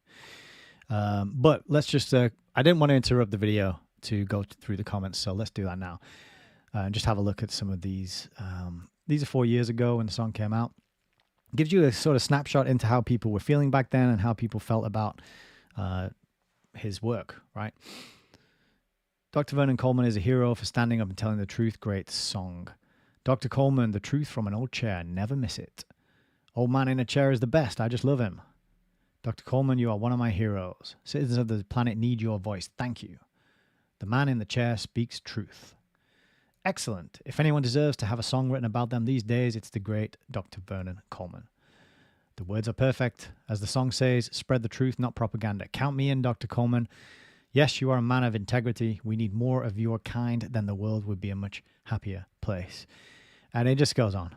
There's so many comments of praise, thanks, appreciation for Vernon Coleman underneath this video. And I don't think we're going to get to the bottom of them. But you got a taste of them there, right? See, you saw how much I've scrolled down. Still saying, thank you, so true. Long live the good man in the old chair. Excellent tribute to a real man of integrity, a true rebel with a worthy cause. Lovely song, sang it beautifully. Thank you, stand up for the truth, rightfully so. Yeah, I mean, amazing. Really good, really inspirational.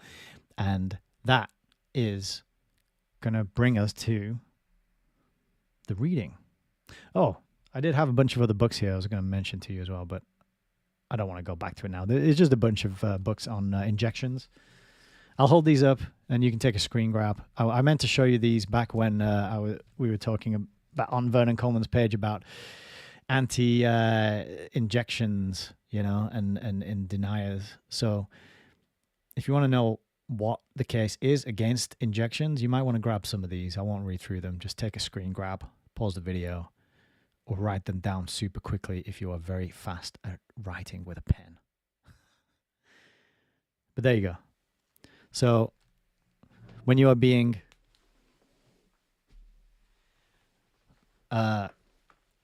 rejected by the medical establishment, there's plenty of people from the medical establishment out there who support Dr. Vernon's position on a lot of issues.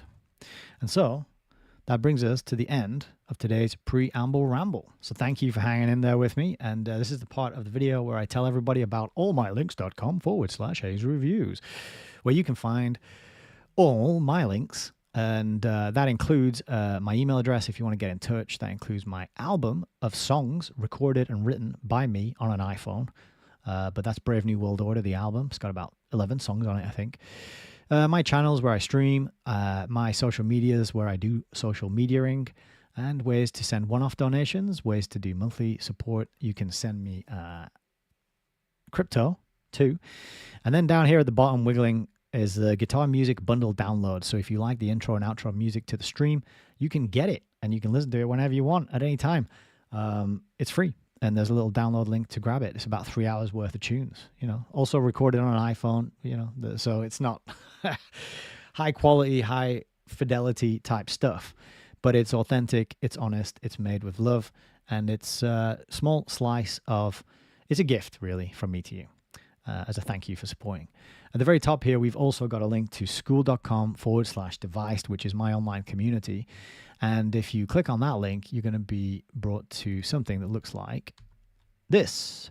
And this is actually what it looks like once you sign in. You'll probably see a page like this. There's a little video here of me explaining what the community is all about. We just hit 100 members earlier this week, which means now there's no more free rides, I'm afraid. The price has gone up. People are recognizing that screen addiction is a problem and they want solutions, and they want to do events together and share their expertise and their wisdom and their understanding and their experience with other like-minded people to help us all get out of the grips of this technology. And so that's why I created Devised. If you sign up, it's $15 a month, which is, I don't know how many pounds, 12 maybe, whatever. You can go to the calendar where you can see events. We've got the Haze Reviews live stream, which is happening right now, obviously. But then on Saturdays and Wednesdays, we have these meetings where you can get on a call with me and we can talk about screen addiction, technology, New World Order, books, whatever you like, because it all links together and it's all connected, right? So these are open, really, and unstructured opportunities to get on a call together as a community and get to know each other, meet other like-minded people, and get some support, accountability, help, guidance, etc. Then on Saturdays, we also do a book club. Currently, we are reading Surveillance Valley by Yasha Levine, and we'll read through a chapter, and then anyone who's joining the call can comment, ask questions, have a discussion in a sort of round table exercise. So rather than just me doing the reading and the talking one way, we actually all get on a call together and we do that as a group and a community, and they happen on Saturday evenings. In the classroom, you get to check out the book club replays. So we've already finished this book here, 4 Arguments for the Elimination of Television. That was a humdinger of a book, really great. All the replays are there. You can check out Surveillance Valley. We're adding to that each week. You can join a private group chat on Telegram where I'm accessible all day, every day. We've also got a 24 Ways to Beat Screen Addiction resource. And the Reframe podcast, this is one of my favorite things, where I interview different people in the community. And so you get to know your fellow community members and their expertise and their products and services and the things that they can do to help you. I made that sound like a salesy thing, right? Oh, but I've got products and services you might want to buy. Some of them do, but most of them are just here because they want to share because they want to help. They want to share their knowledge, their experience, and their expertise, right? And 3 episodes in there, about 4 more planned and in the calendar for recording. So there's a lot of awesome stuff going on, and I make posts and we have chats, and you can look at pictures of the things I ate while I was on holiday and listen to music. And there's great stuff going on. I love it. This is my favorite thing to do at the minute. £15 a month. Or $15 a month, probably 12, 13 pounds a month. I don't know what the exchange rate is, but that's basically the cost of like Netflix or Spotify. You know, that's the cost of. There's things that cost that, or like a couple of, I don't know, cups of coffee, or maybe a pizza. None of those things are as nutritious and healthy and good for you as a membership to Devised. So that is the easiest way to support me if you would like to, is to sign up and you can have a 7-day free trial, no money down, right? So you sign up, you join, you participate for a week, you have a look around, poke around, check things out. If you like it, stay. If you don't like it, no worries. Cancel it, be on your merry way, and I'll catch you on a live stream at some point. So that is that. And this is this. We are at the end of the preamble ramble, and we are about to dive into the book tonight. That was a long preamble ramble. Sorry, everybody, if you were just here for the book reading. That went on for a long time. So this is going to become two episodes, I think. People tell me they like the preamble rambles, though. So hopefully that one was useful and good and instructive and helpful. Oh, I just forgot as well, because I'll tell you at the end. Right, hang on to the end. I got something to tell you at the end as well, to do with books and Haze Reviews and what's coming up next. So let's get into tonight's book. Let me assemble the book cam and check it's working. How is everybody doing? I hope you're all chilled out, happy.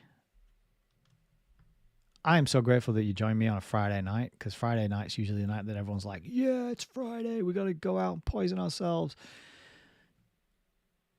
But, you know, why go out and poison yourself when you can stay in and poison yourself and listen to me do a live stream? And by poison yourself, I'm just being mean. I'm referring to alcohol. I like poisoning myself just as much as the next guy. I'm not judging. But got to be real, it is poison. You're like, it's just a little bit of poison, though. And, you know, what doesn't kill you makes you stronger. So, you know, bear that in mind. All right, let's get into it. Let's do a bit of reading. Endgame, The Hidden Agenda by Vernon Coleman. We'll see how far we get. And, yeah, let's get into it. So I think this is an Amazon printing, if I'm not mistaken. It's a paperback. It's pretty good. I'd say that might be 200 pages. It's a printed in Great Britain by Amazon.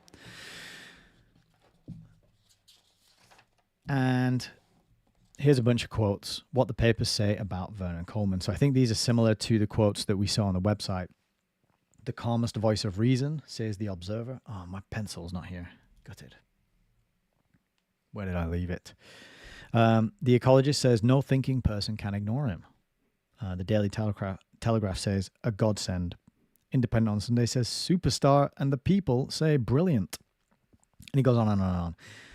I'm guessing a lot of these are from his prior career in media and as a newspaper columnist, and you know, back before he pissed off a lot of people by telling the truth. But still, it's quite an excellent list of praise. So these are books by the same author, by Vernon Coleman. Hang on, this is not quite getting the full page in, is it? There we go. So books by Vernon Coleman include, I'm not going to read each one of these out. You can see the page there. You can grab a screen grab if you want. These are all the books about medical issues. There is one I have about addiction, but it doesn't look like it's on this list. Oh, they're not alphabetical. So there's one called Addiction and Addicts and Addiction. That one. I've got it. I liked it. I thought it was good. It's great. Made some great points. So these are all the medical books, and these are medical books continued. Psychology, sociology as well at the bottom there. And next page, we've got politics in general. Hang on a sec. Let me just adjust my microphone.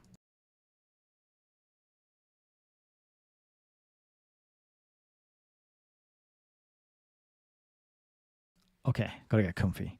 Politics in general, quite a lot of those. He's released a bunch of diaries as well. Diary of a Disgruntled Man.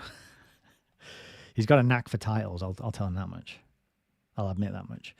Animals, why animal experiments must stop. Fighting for animals, Alice and Other Friends, Animal Rights, Human Wrongs. That's a great title. Animal Rights, Human Wrongs. I'm battling with the with the book count tonight. Simple Truths, Animal Experiments, how to and then general nonfiction guides on how to publish your own book, how to make money while watching TV. Boom, there you are. And it goes on and on. He's got a bunch of novels. He's got things about sport. He's got cat books. So, you know, don't be, if you like your cat videos, why not try a cat book? And then some that, I guess, written with his wife, Donna Antoinette Coleman as well. So how to conquer health problems between ages 50 and 120. Fantastic. I love it. I love the optimism of living to 120. So this is copyright 2021. And this is dedicated as ever to Antoinette. You are my treasure and my inspiration, my true love and my purpose always and always. Oh, that's beautiful. I guess that's his wife. I don't know for sure. But it's a beautiful dedication. So a bit of content on this page. We're going to learn about the author, preface, introduction, foreword. There's 3 parts to the book. But as you will see, the chunk of the book is part 2. Part 1 and part 3 are kind of like bookends to that main meaty bit.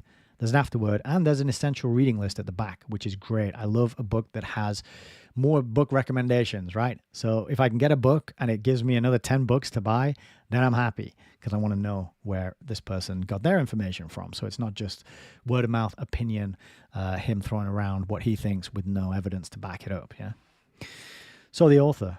We probably don't really need to go through this, although we might get a better idea of... No, I think I'm just glancing through it. I think we covered all this stuff already in the preamble ramble. but let's go through it anyway. The author, Dr. Vernon Coleman, MB, CHB, DSc, FRSA, was the first qualified medical practitioner to question the significance of the, quote, crisis, with which you may be familiar, telling readers of his website at the end of February that he felt that the team advising the government had been unduly pessimistic and had exaggerated the danger of the bug. At the beginning of March, he explained how and why the mortality figures had been distorted. And on March the 14th, he warned that the government's policies would result in far more deaths than the disease itself. In a YouTube video recorded on the 18th of March, he explained his fear that the government would use the crisis to oppress the elderly and to introduce compulsory inoculation. And he revealed that the infection had been downgraded on March the 19th when the public health bodies in the UK and the Advisory Committee on Dangerous Pathogens decided that the crisis infection should no longer be classified as a high-consequence infectious disease.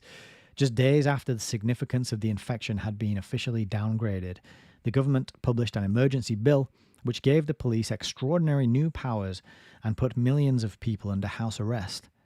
Because they love you and it's for safety. And the science told them to. That's very important as well. The science told them to do that. Dr. Coleman, a former GP principal, is a Sunday Times best-selling author. His books have sold over 2 million copies in the UK, been translated into 25 languages and sold all around the world. He has given evidence to the House of Commons and the House of Lords, and his campaigning has changed government policy. There is a short biography at the back of the book. All right. So let's do next the preface. I wrote this book with one hand tied behind my back. Well, not literally, you understand, but figuratively. In April 2020, I wrote a book which dealt with the decision in the early spring of 2020 to put large populations under house arrest and to close factories, shops, and all businesses not regarded as essential. It also dealt with the aftermath of those decisions. The part dealing with the early part of 2020 was based entirely on fact. The part dealing with what was then the future was inevitably largely conjecture. In order to publish this book, I was informed that I had to remove all references to the name of the problem which triggered the close downs. And so you would not find therein any reference to a word describing a disease which begins with the third letter of the alphabet. Nor would you find any reference to a disease name which ends with a number which is slightly greater than 18 and slightly smaller than 20. In addition, in view of proposed new legislation which will make it illegal for anyone, including doctors, to share facts and opinions about a specific medical procedure, I avoided using a word beginning with V and used the word inoculation instead. I also had to avoid using words which describe bits of material placed over the mouth and nose, and I cannot mention an organization whose acronym has the same name as a rock band. There were several other things too. In this book, I have followed the same restrictions. Readers may be puzzled by the censorship since other authors are allowed to discuss these things in their books. I am banned from writing about things which are open to other authors. And lest there be any doubt, I would point out that someone stole the transcripts of my videos from my website, turned them into a book, and put them for sale on the internet. I put the book for sale, but did not charge a royalty on the paperback and charged only the minimum royalty allowed on the ebook. Sadly, however, within days my book was banned, but the thief's book, consisting entirely of my copyright material, was offered for sale and allowed to remain on sale. The mysteries of the world seem unending. Sometimes think I must have wandered down a rabbit hole. In the post-civilization technocratic society which is being planned according to the Great or Global Reset, nothing is ever going to be the same as it was. My last 2 books were completely banned by just about every publishing and printing operation I could find. Let's hope this one does better. So, yeah, I mean, back when he wrote this, you would get censorship strikes for saying a lot of those words that he just had to use in code. I mentioned when I was emailing him that these days you can say those things and, you know, you're not going to get as heavy-handed a response. So that's why, because initially he said, even if you read the book on your channel, it's going to get shut down. And I said, well, you know, let's give it a try. So we're very grateful to Vernon Coleman for agreeing to let us do this. So introduction. This looks all right, doesn't it? This is a book about the future.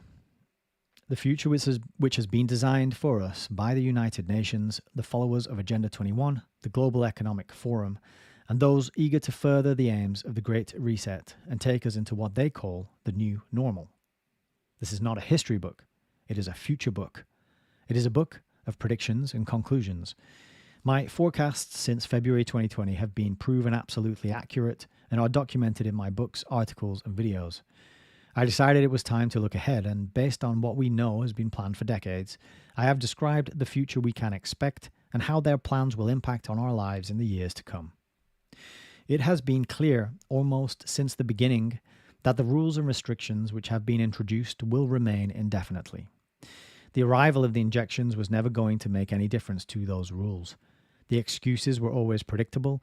The injections do not provide complete protection, that not enough people have been jabbed to protect the whole community, that the target mutates, that the effects of the jab wears off and it has to be repeated at regular intervals, and that it is not possible to produce enough of the injections to protect everyone.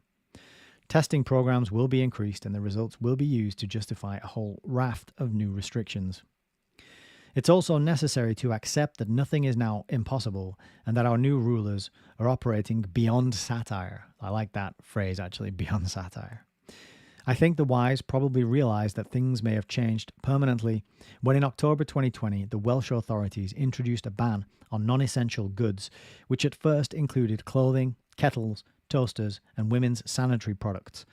Defending the ban, one politician explained that he wasn't planning on buying any new clothes. The implication being, why should anybody else?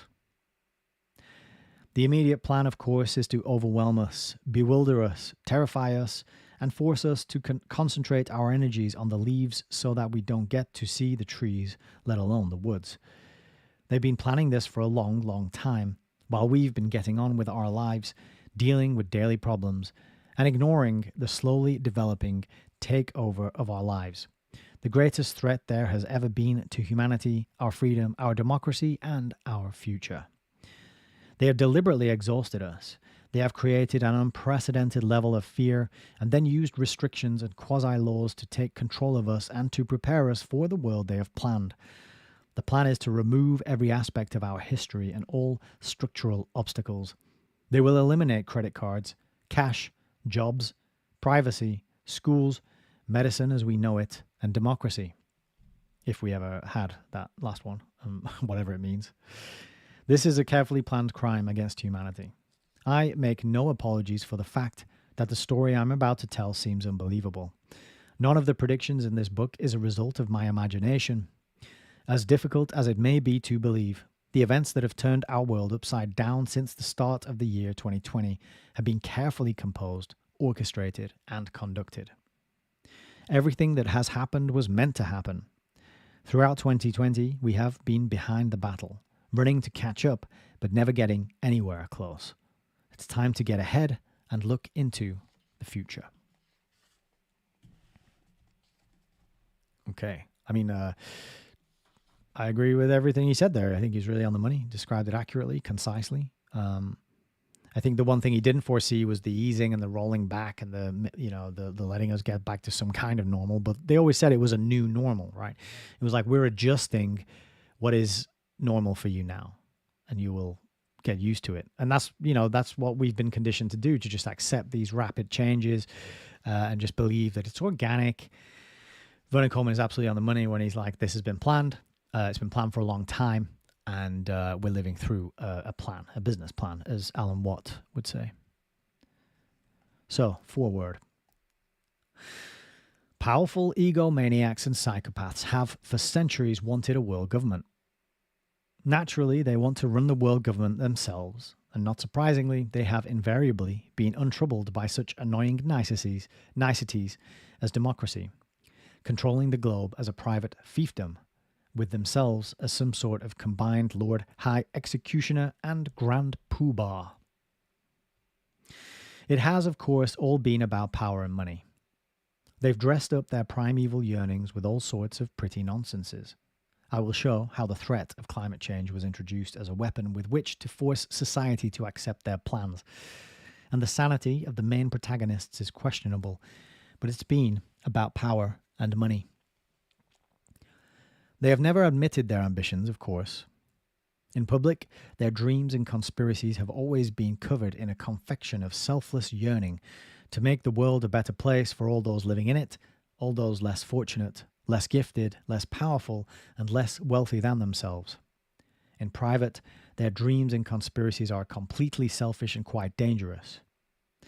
The opportunists may have appeared to have the interests of the people at heart, but they were acting in accordance with a sinister hidden agenda. It is possible to trace the yearning of power-hungry elites for total control back through most of human history, and I'm well aware that there are some who believe that this whole process has been in motion for centuries, millennia even, and that the origins of everything happening today can be traced back through the years. I sometimes suspect that Adam and Eve had long, boring conversations about the need for some sort of world government. But to keep this book manageable, readable, accessible, and affordable, and to avoid the book stretching into 12 vast volumes, I have begun the story at the end of World War II, when the modern yearning for global control began in earnest, when nations everywhere were weary of fighting and killing and susceptible to high-sounding, well-meaning promises made by political opportunists. The story outlined in this introduction is given a little more flesh in part one, How Did We Get Here? Now, I don't know, I'll just sort of pause there for a second. I don't know what Vernon Coleman's account is going to be, but I will just point out that I have a bunch of books on the shelf just there. For example, we got the Commonwealth of God. Let's go back to the old book cam. We got Civitas Dei by Lionel Curtis, the Commonwealth of God. That's a book about world government. And this one is let's have a look. This is 1938, so that's pre-World War II. But then also, we also have this one as well, which is International Government, which is by Leonard Woolf, Virginia Woolf's husband, and the Fabian Society. This one's even older. This one is 1916. So I'm just saying that because these plans go back. They really do go back. But he's right. You got to start somewhere, and you can't tell everything all at once in one little paperback that people are willing to read, because not many people are willing to read these days. And some people look at this book and be like, I don't have time for that. I got 10 seasons of Game of Thrones to watch. Whatever. But I just want to mention those two books. I've talked about them before, but this agenda for world control, world government, it does go back. Definitely before World War II. So continuing. For centuries, there have been evil people, many of them bankers, who, for personal, largely financial reasons, wanted to create a world government and who have worked tirelessly to win power over ordinary citizens. I think the evil plan for a global reset, a new normal, can really be traced back to 1909, when it was first suggested that it is far easier to control people if you have a good, long war going on. This was long before Orwell, of course. Okay, excellent. So he's going back. We can then jump to 1932, when people at Columbia University had the idea of introducing energy as a new currency. They came up with the word technocracy and the idea that the world would be a much better place if it were run by scientists. The technocrats wanted to abolish private property and change education so that it merely prepared students for the work that had been selected for them by people who knew better. It was this nonsense that gave Aldous Huxley the idea for his novel Brave New World. After the end of World War II, the United Nations was founded, and that was the beginning of almost everything that is now happening. This is when the story really starts. Okay, so it makes sense that he's starting there, the founding of the United Nations. Then after the formation of the United Nations, we jump to 1961, when a bunch of Kennedy administration insiders, most of them Bilderbergers, unearthed the old idea of using war to keep the people under control. After much thought, however, they created a twist on that idea. They thought it would be a damned good wheeze to create massive worldwide pollution and then blame the citizens of the world for the mess, and, having blamed them for making the mess, to force them to clear it up. I wish I had my pencil. I really want to draw a box around that. I don't want to use pen though. Oh, hang on. Oh, I left it in the other room. Frustrating. All right, no worries. I can always come back to it. Let me tab it up. Sorry, everybody, for the interruption, but it's a good little point that he makes there. That's the famous Club of Rome quote. What it really means in a nutshell. Really lovely explanation. I'm just gonna have to use a real pen. It's right there, isn't it? This bit. If you're beginning to get the idea, you know where this is going. You're right. You do. The next big step forward was the formation of the Club of Rome in 1968. Today, the Club of Rome consists, among others, of a variety of UN administrators, top politicians, rich businessmen, and government officials. I'll come back to the Club of Rome in a moment.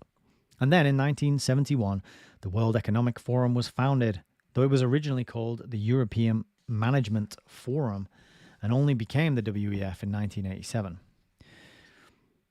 This is the curious organization which has a shindig at Davos every year where celebrities and billionaires swap cheek kisses and telephone numbers. In 1976, there was another move towards what we now know as Agenda 21.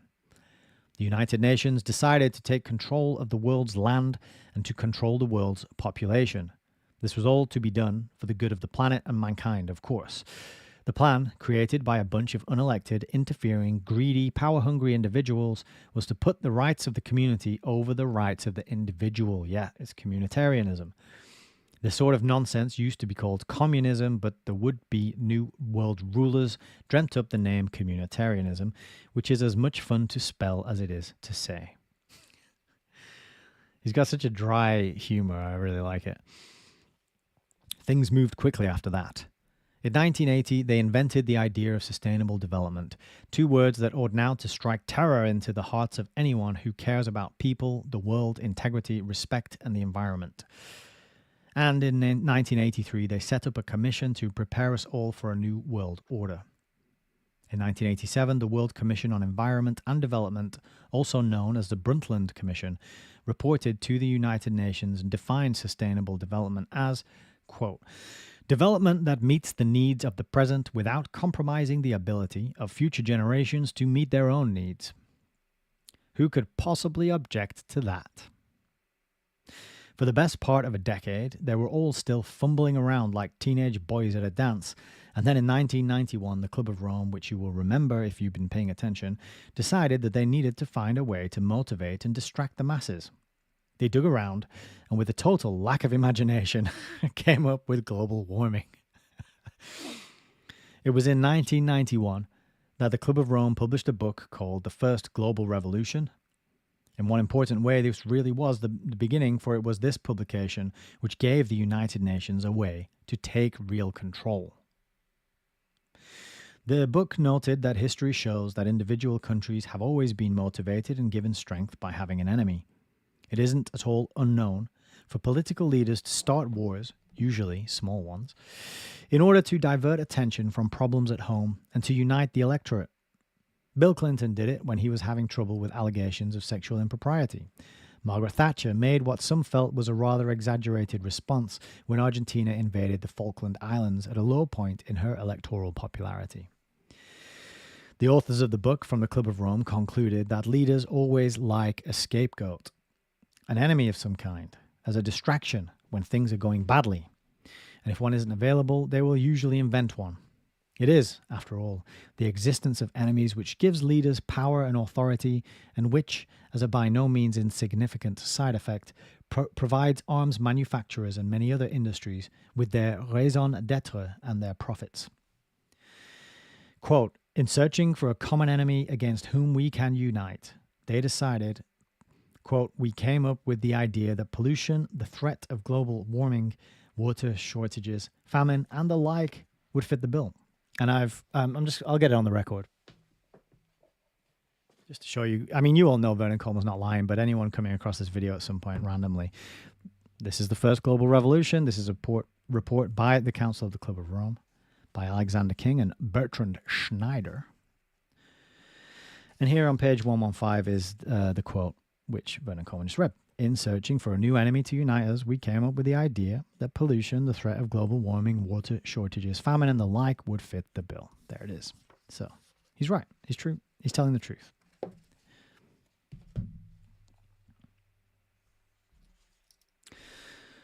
Global warming had been regarded as a problem since the 19th century, but only a few environmentalists had ever taken it seriously. It was always a theoretical problem rather than a practical danger. It was a cranky sort of thing to worry about, and in its way, as typical of the 19th century, as electrically heated underpants and those frilly little mini bloomers with which the Victorians hid the saucy, well-turned legs of the family piano. The Club of Rome noted they needed to change people's attitudes and behavior if they were to meet their aims. Pompously, they concluded that the real enemy is humanity itself. Most people who noticed this hubristic nonsense dismissed it as hubristic nonsense, but it was in retrospect a truly ominous warning of evil things to come. So the Club of Rome devised the agenda, global warming together with pollution, with food and water shortages as a side order. We, members of the human race, were designated as the cause of all these problems. We therefore became our own enemy. And this new policy gave the main movers, the promoters of the fake scares, an opportunity to move towards a world government. Since we were now to be our only enemy, a world government would be necessary to take control of us and to manage every aspect of our lives for our own good, of course. Now, as I have already said, global warming had been toyed with as a threat since the 19th century. But every time anyone had suggested that the planet was getting hotter, it quickly became apparent that the idea was a load of rubbish because it wasn't getting hotter. The Club of Rome put a twist on this old bit of nonsense. They said it was all our fault. We had caused the global warming.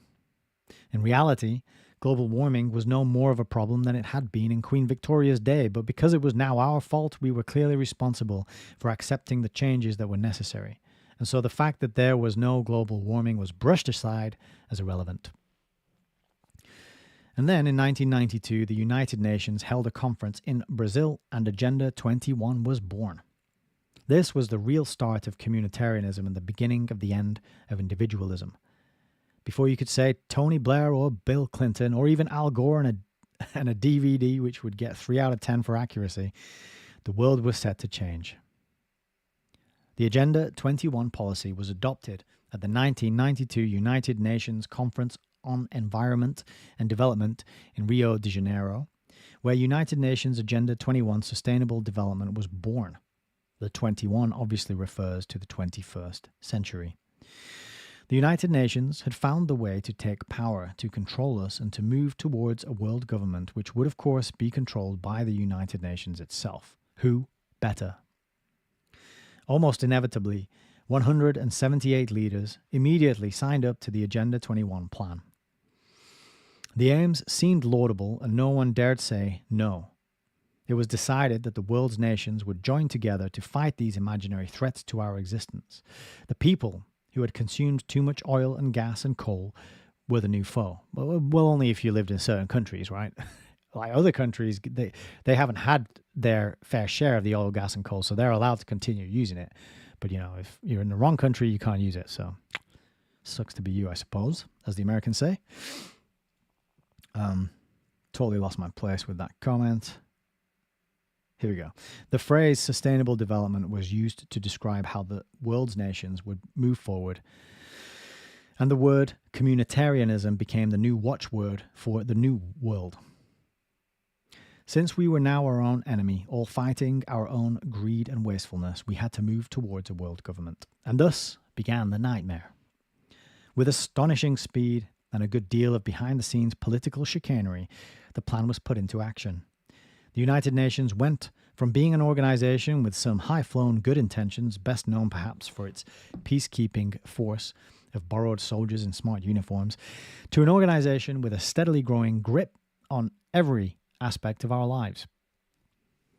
The 178 governments which had signed up to the principle of sustainability and the idea of making the world a better place all set up their own groups to ensure that the principles of sustainable development were followed. And global warming was the stick with which we were all to be beaten into submission.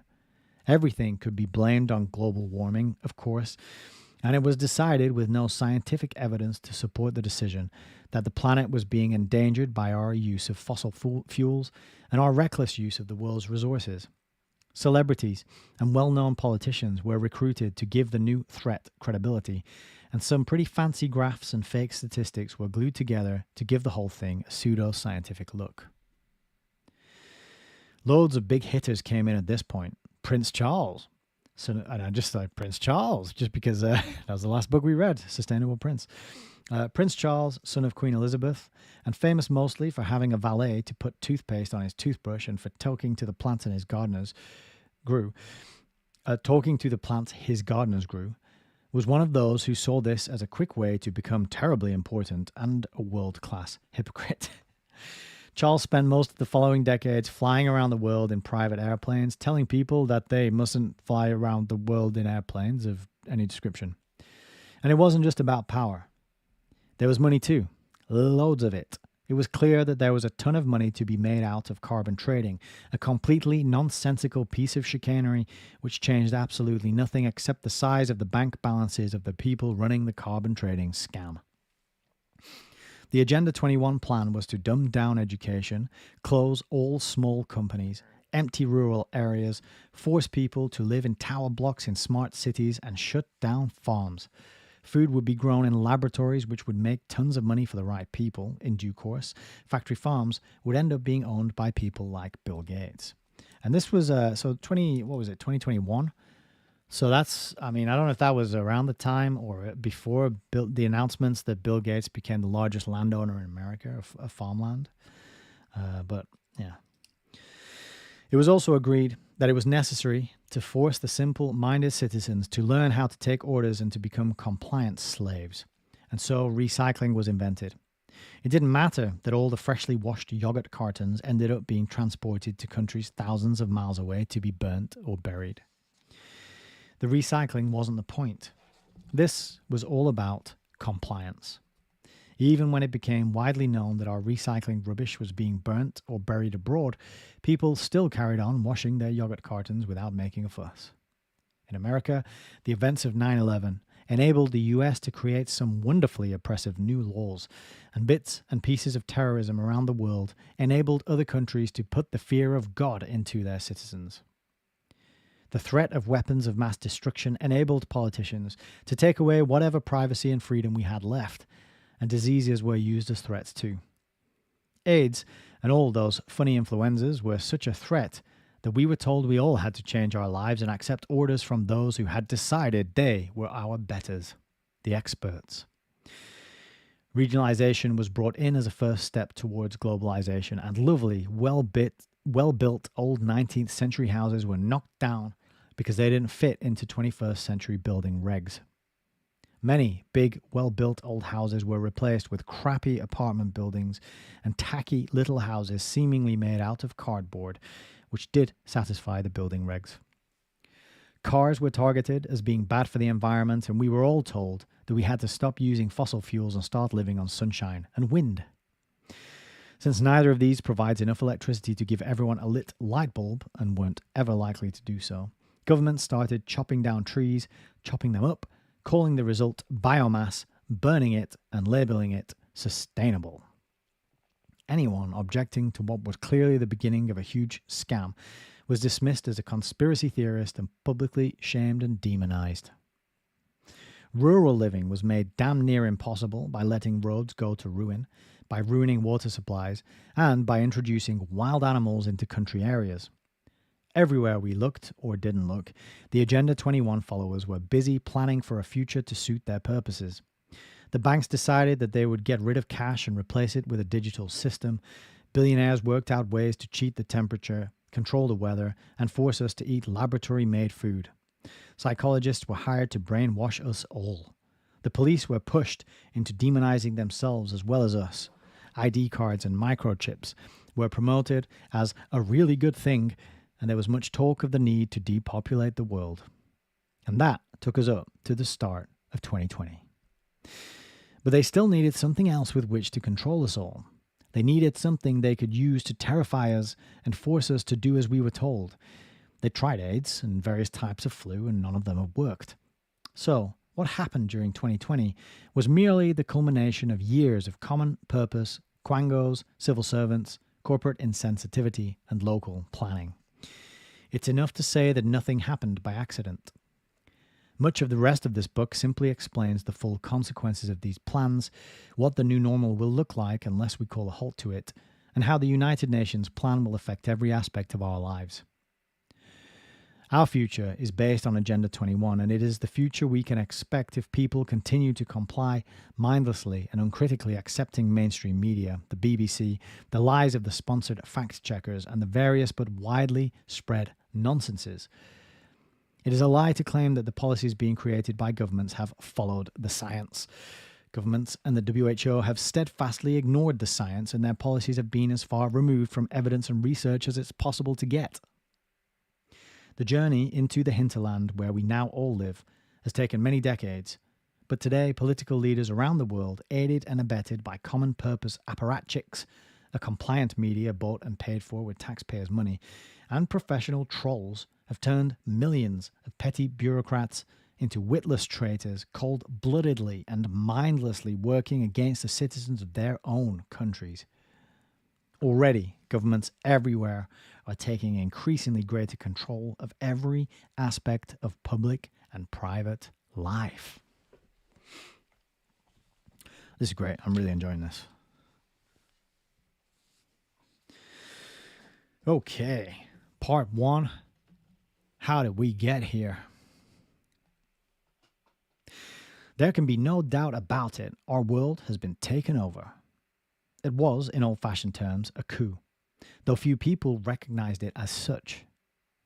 Our world, our lives, our present and our future have been taken over by a bunch of self-serving criminals who have cleverly slid into positions of power, mostly without ever standing for public office, let alone being elected, and who now control governments, banks, global organizations, and, of course, the UN. Dishonesty and immorality are now so commonplace among those holding public office that even the most egregious examples of both are ignored or dismissed as simply inevitable. It would be a mistake not to understand that everything that has happened so far has been deliberate.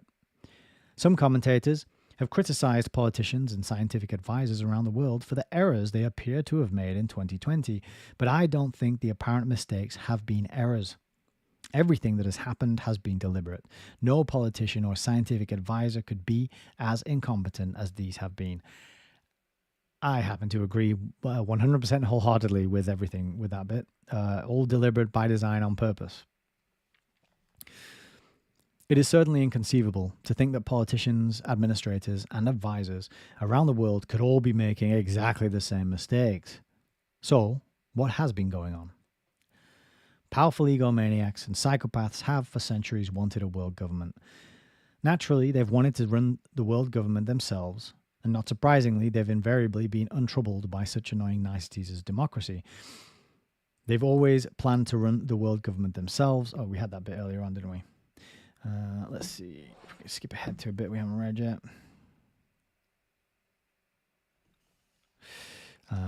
Aldous Huxley. World War One. Bankers. This is a repeat of the bit we read. Where does it... This is World War II, Kennedy administration, possibility of war. So this is about where we got to, isn't it? Another important early milestone was the meeting of a number of Kennedy administration officials, including he just sort of reprinted the bit that included Brave New World and Columbia University and the U.S. economic system being designed by engineers and scientists. So the instantiation of technocracy. Oh, it is different. It's kind of like the same, but he's added bits in. But anyway, we're going to jump ahead to this bit. End of World War II, UN is founded. That was the real beginning of almost everything bad that's now happening. Another important early milestone was the meeting of a number of Kennedy administration officials, including Dean Rusk. Robert McNamara and McGeorge Bundy, who also happened to be Bilderberg members, at a place called Iron Mountain near New York, a huge underground corporate nuclear shelter.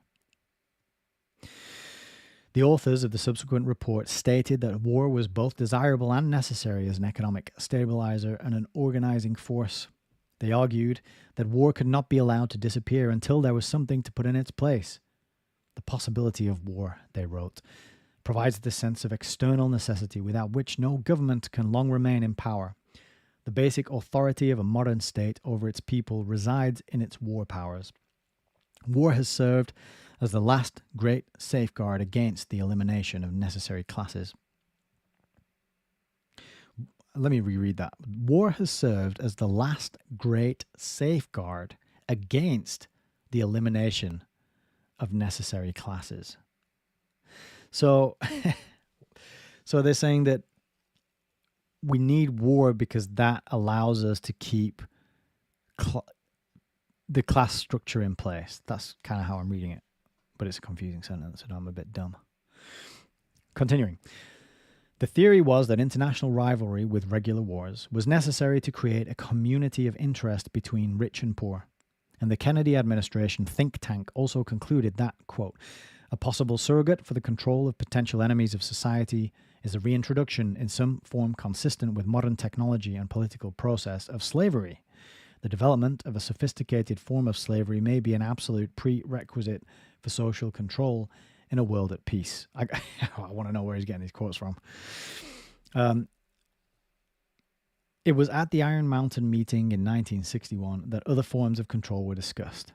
These included a space program aimed at unreachable targets, a permanent arms inspection force, a global peacekeeping force, a comprehensive eugenics program, and massive global environmental pollution which would need cleaning up. None of this was particularly new, of course. The same theory had been espoused by other groups. In their book Illuminati Agenda 21, Dean and Jill Henderson report that in 1909, the trustees of the Andrew Carnegie Foundation for International Peace concluded, quote, there are no known means more efficient than war, assuming the objective is altering the life of an entire people. How do we involve the United States in a war?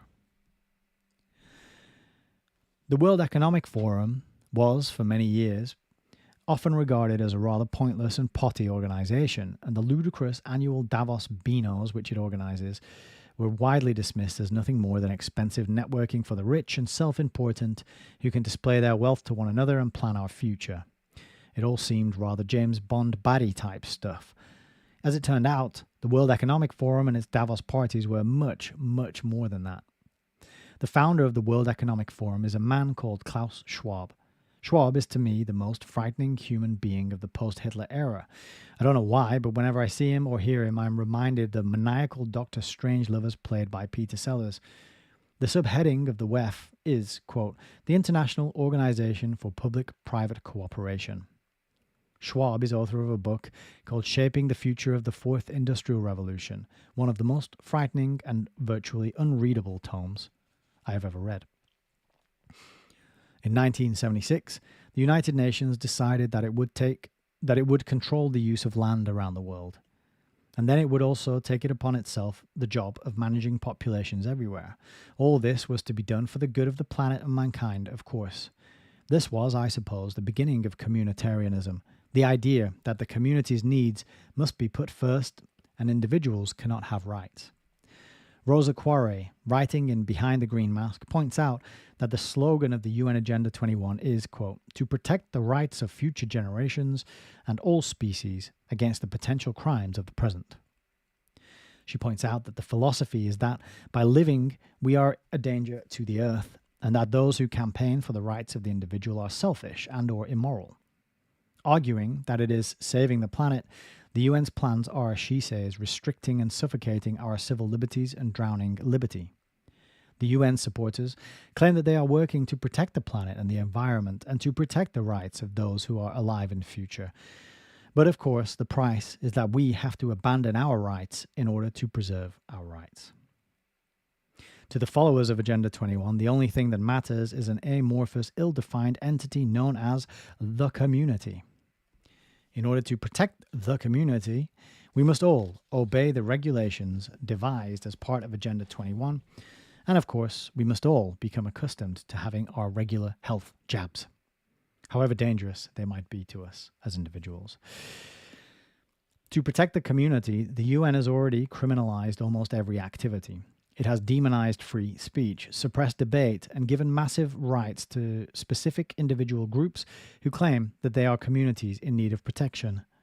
Anyone who questions the myth of global warming or the onerous demands of Agenda 21 is deemed to be a conspiracy theorist or worse. In 1980, the United Nations International Union for Conservation of Nature and Natural Resources produced a document entitled World Conservation Strategy, which stated that its aim was to help advance the achievement of sustainable development through the conservation of living resources. That was, I think, the first time that the now widely dreaded phrase sustainable development had been used.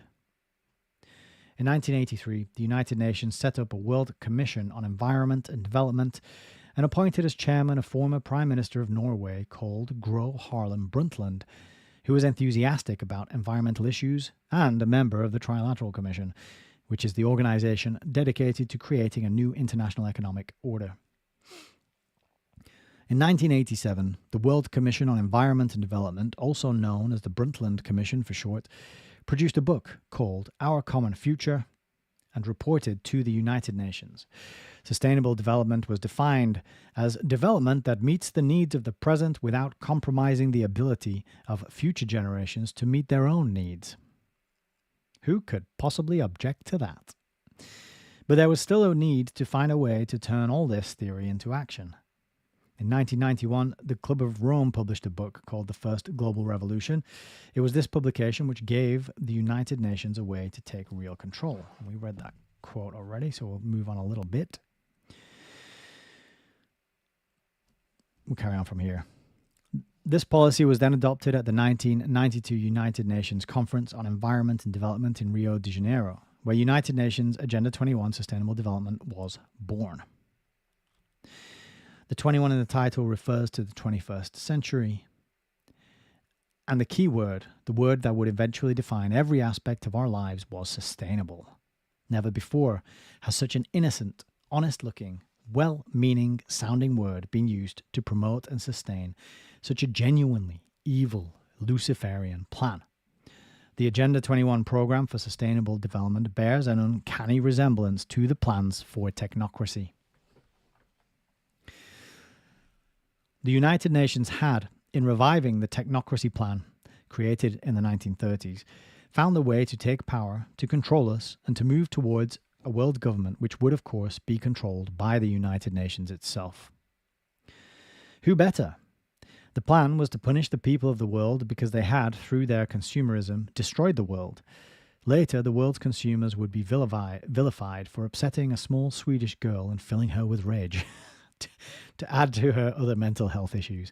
She was chosen as the poster child for global warming and used to recruit children to the cause in the knowledge that there is no easier way to control adults than to control children.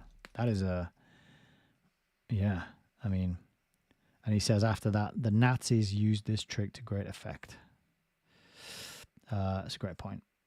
If you want to control the adults, control the children. It's a bit like the Orwell quote, control the past, control the present to control the past, and control the past to control the future. Eventually, the punishment was enhanced with laws, restrictions, and, just as in biblical times, a suitable plague. This was sold as a way of saving the environment from the consequences of the manufactured hazard of global warming, but it was always a plan to take control of the world and the bodies, minds, and souls of every living being. It was, in essence, a plan to take control of humanity. Maurice Strong, a Canadian oil and mining billionaire, played a huge part in promoting the new paradigm.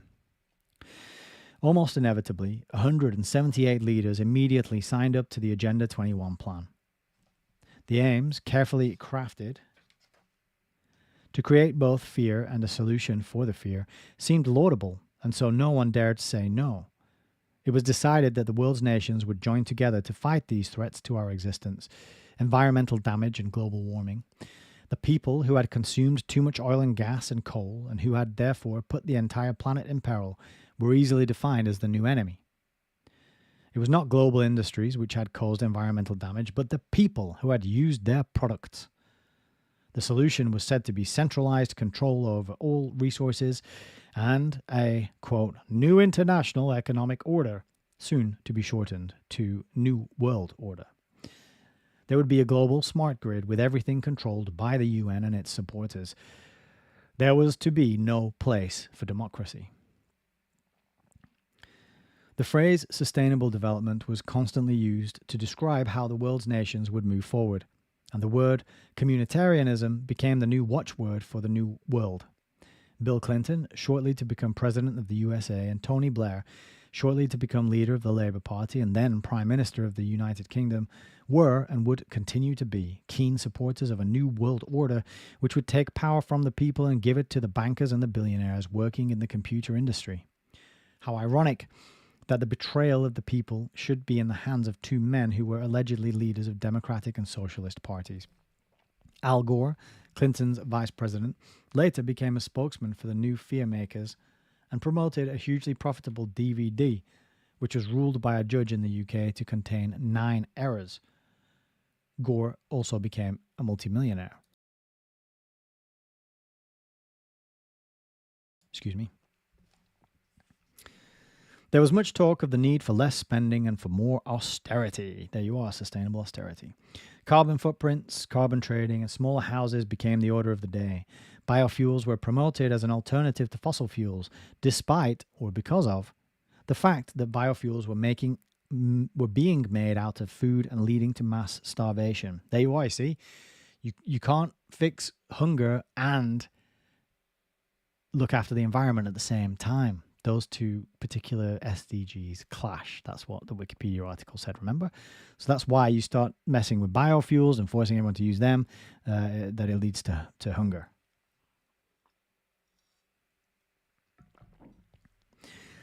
The banks were deregulated. Inoculation programs were increased massively, with the dangers being actively suppressed and the critics being silenced. Genetically modified foods were approved without any proper testing, and the very real hazards of cell phones and Wi-Fi were also suppressed. Not everyone was convinced. 2 participants in the UN meeting held in Rio in 1992 were Pratap Chatterjee and Matthias Finger. In 1994, they published a book called The Earth Brokers. They argued that the UN had boosted precisely the type of industrial development that is destructive for the environment, the planet, and its inhabitants. Moreover, they concluded that as a result, the rich will get richer, the poor poorer, while more and more of the planet is destroyed in the process. And that, of course, is exactly what is happening. Now, if you'll just bear with me for one moment, I will grab something from the shelf down there.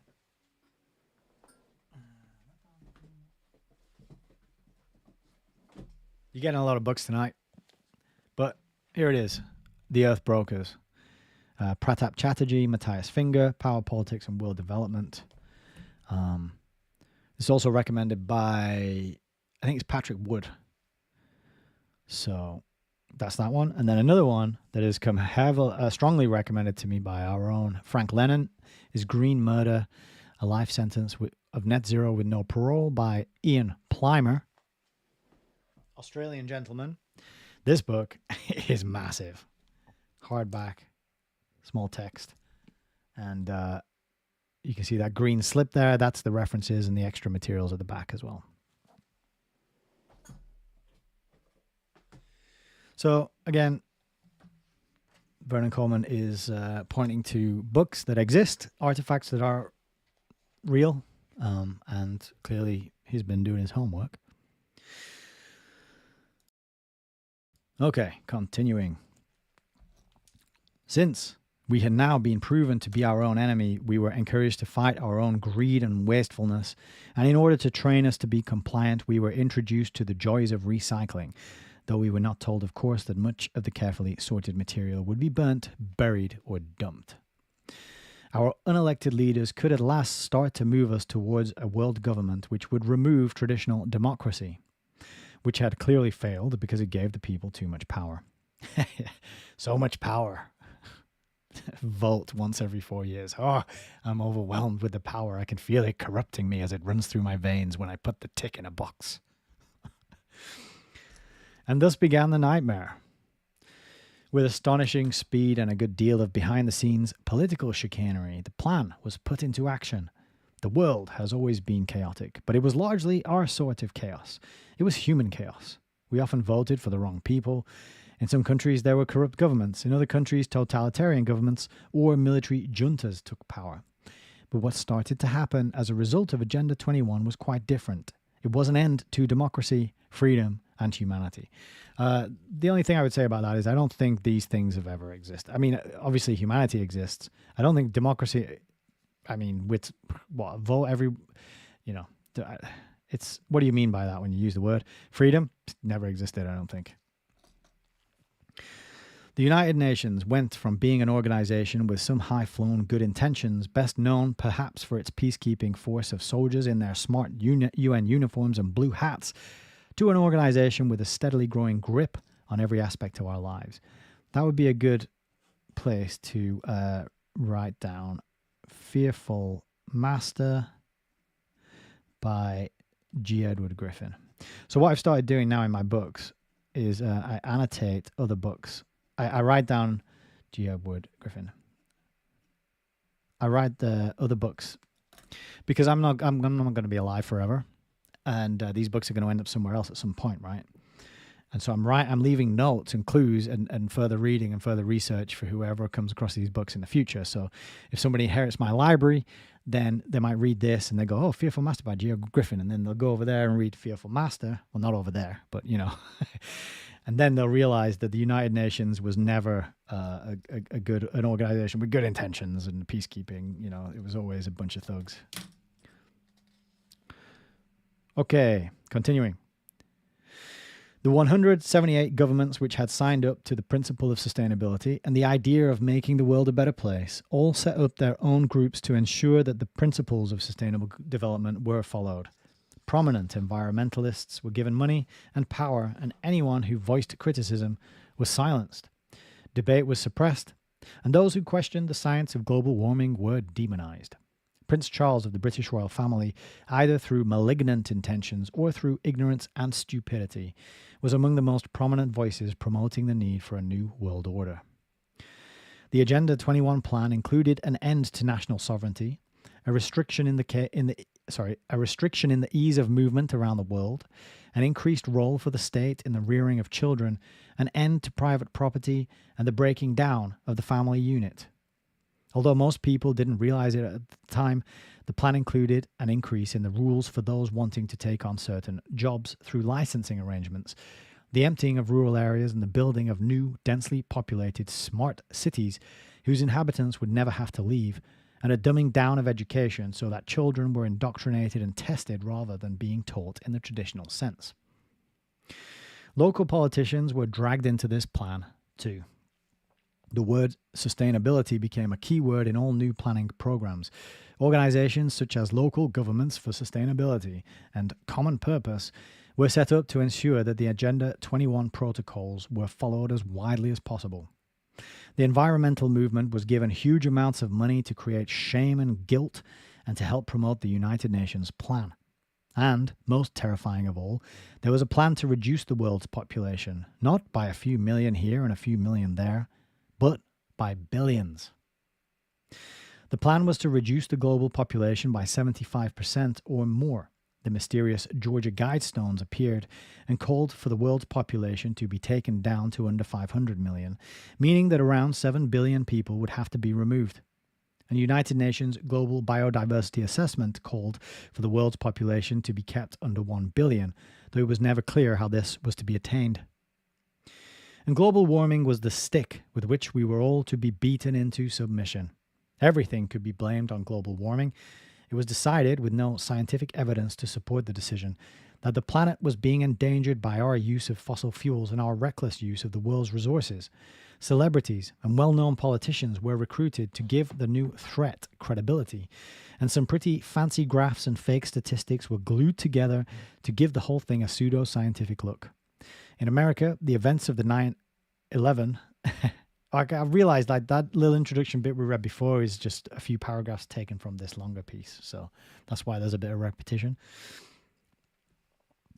In America, the events of the 9/11 were used as an excuse to bring in stringent and oppressive new rules, taking away the rights of all citizens. Similar laws were gradually introduced around the world, and the rights of the individual were slowly banished. Protests held up some of the plans, such as Tony Blair's ambition to introduce ID cards in the UK. But the promoters of these plans merely kept reintroducing them. And plus, like, the way they got around that, the way they made that happen, smartphones. It's like, all right, you don't want to carry around a card. How about a little black rectangle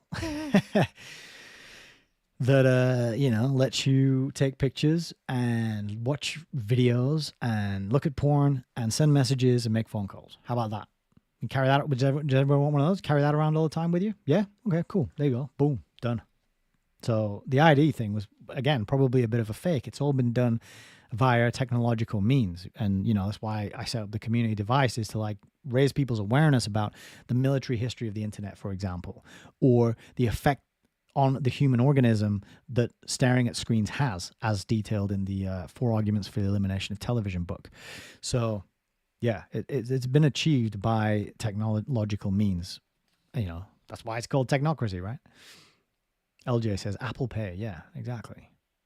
And sorry I haven't been interacting with the comments so much tonight. I've just been eager to get on and press on and get everything onto the stream before we run out of time.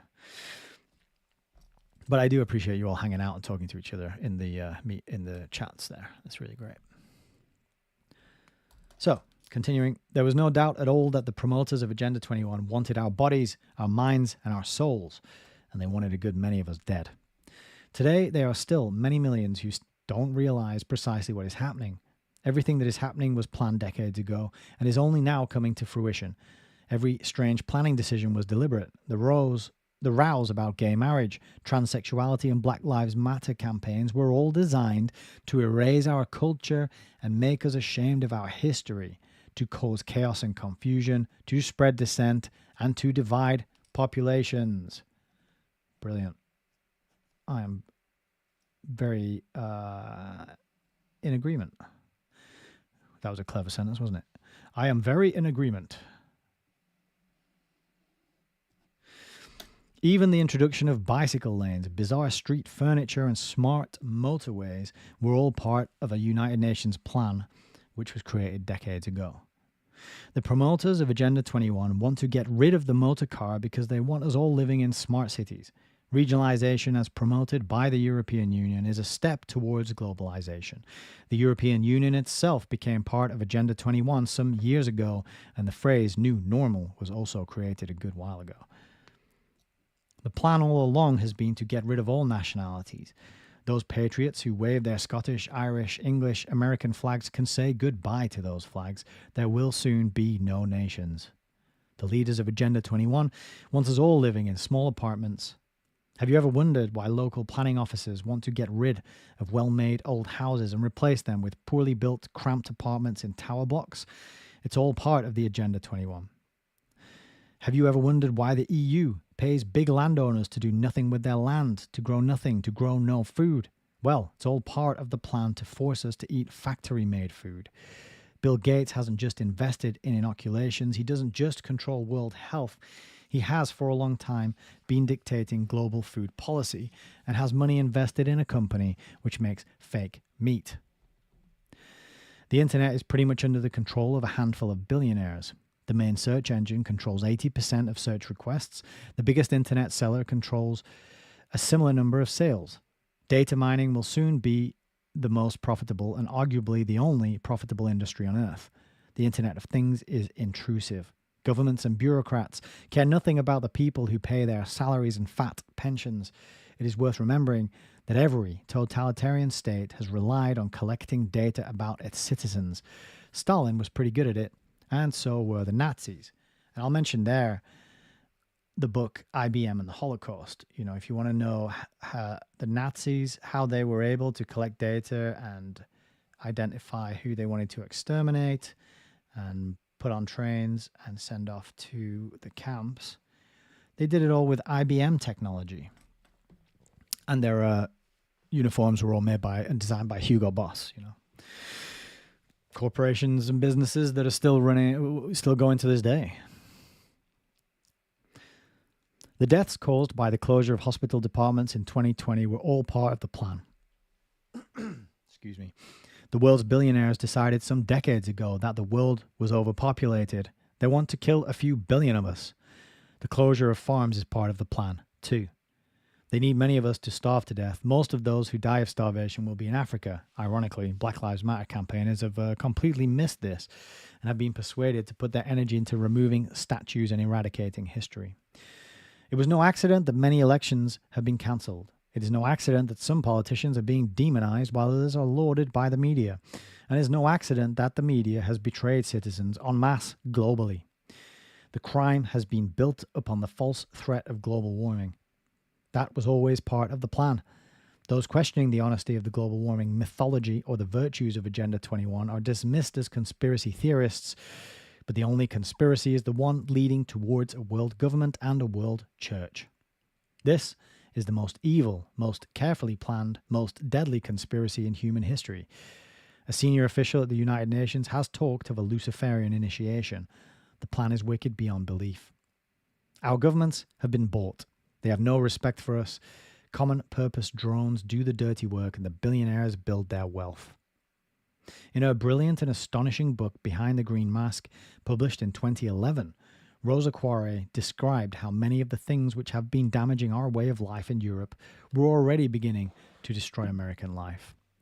Energy-saving programs, the abandonment of fossil fuels were introduced to force us into smart cities. Remaking roads to suit bicycles was a plan to stop us using motor cars and thereby force us into living in their smart cities. Do you ever wonder about smart motorways, which create traffic jams and accidents? All that crazy road furniture, ever reducing speed limits, higher and higher taxes on motor cars. All these seemingly absurd developments were designed to stop us using cars, move into high-rise tower blocks in cities where we would be forced into tiny flats and ticky-tacky box houses. And of course, everything is conveniently blamed on climate change. It's all part of the plan. We are being told we have to cut carbon emissions to levels measured decades ago, but carbon emissions weren't measured in those distant days. The plans to replace local police forces with sneaks and snitches were put in place many years ago. The aim was to create mistrust. Property inspections for houses and energy assessments were all devised to force us out of old-fashioned, well-built houses into badly built but profitable new tenement buildings. All those licenses and certificates we need for our jobs, they were planned years ago to disrupt and force us into living in fear. They were designed to be expensive and disruptive. If you don't have the right license, then you can't work. And then, when you have one license, they want another and another. Immigration policies were devised as a deliberate, well-thought-out plot designed to disrupt society, break down nations, increase fear, and create racism. Nothing is accidental. Do you remember reading that they were releasing wild animals such as wolves into the countryside?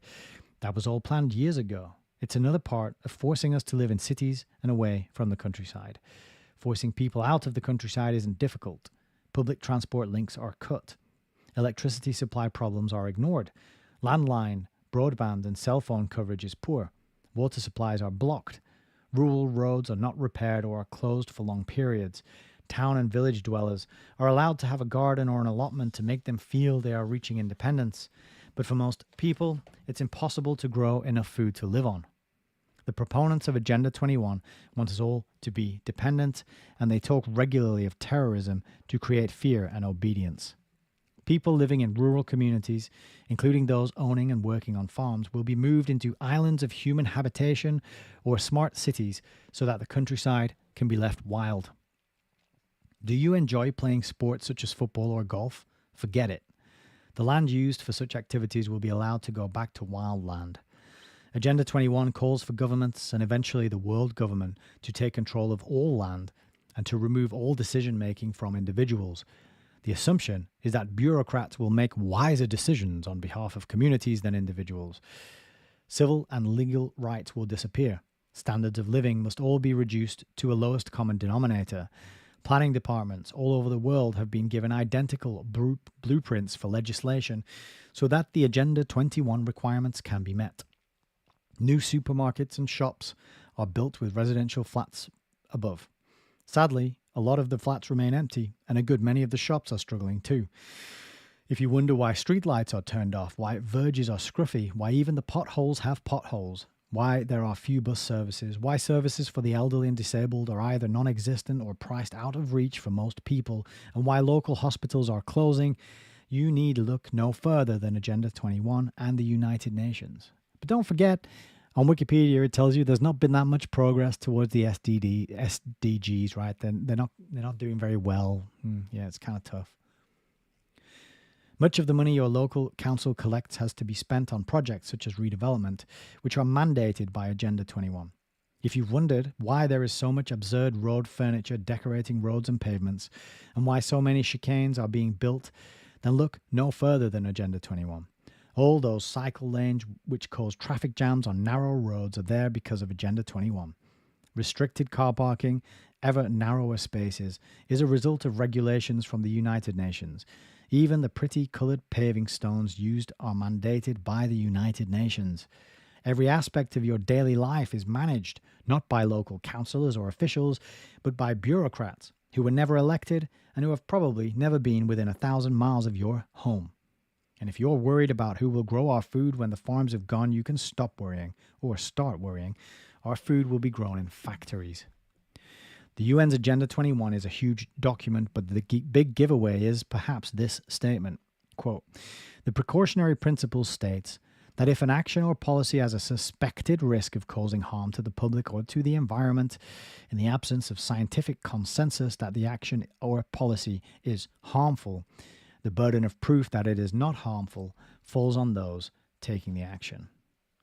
I'll try and look up to find what page that quote is on. Let me just put a little tab in there so I remember to do that. It is a big document, but I'm going to get an electronic copy and do a quick Control F. And I'll mark it up in my physical copy.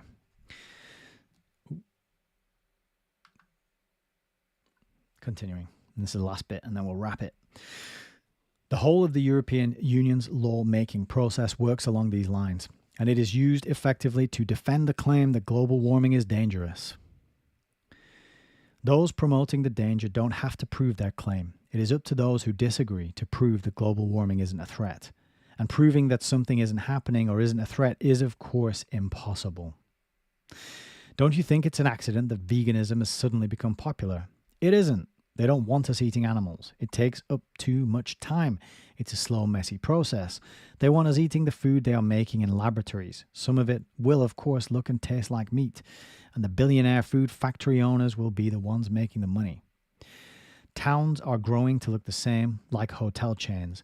Many strong old buildings, good to look at and full of character, are demolished to save the environment from their presence and us from the memories they harbour. They are replaced with buildings as ugly and as durable as cardboard boxes. Privacy is going shortly to be gone. Why does anyone need or want privacy? What terrible secrets have you got to hide? Webcams, CCTV, and social media have banished privacy. We are tracked, traced, and tested. We zoom in and out of each other's homes because we are told it is better that way. The NSA in America can monitor tens of millions of phone calls every second. If they can do it, they will. Better for whom? Better for the spies, perhaps. When we chat through the internet, they can spy on us all the time. Another piece of our privacy gone. Only those with evil secrets need privacy, they say. And now they know everything about you, and your life is not yours anymore. Traditions are reviled because our history must be forgotten. Everything we may have thought of as great is apparently an embarrassment. Our ancestors, they say, were all racist or worse.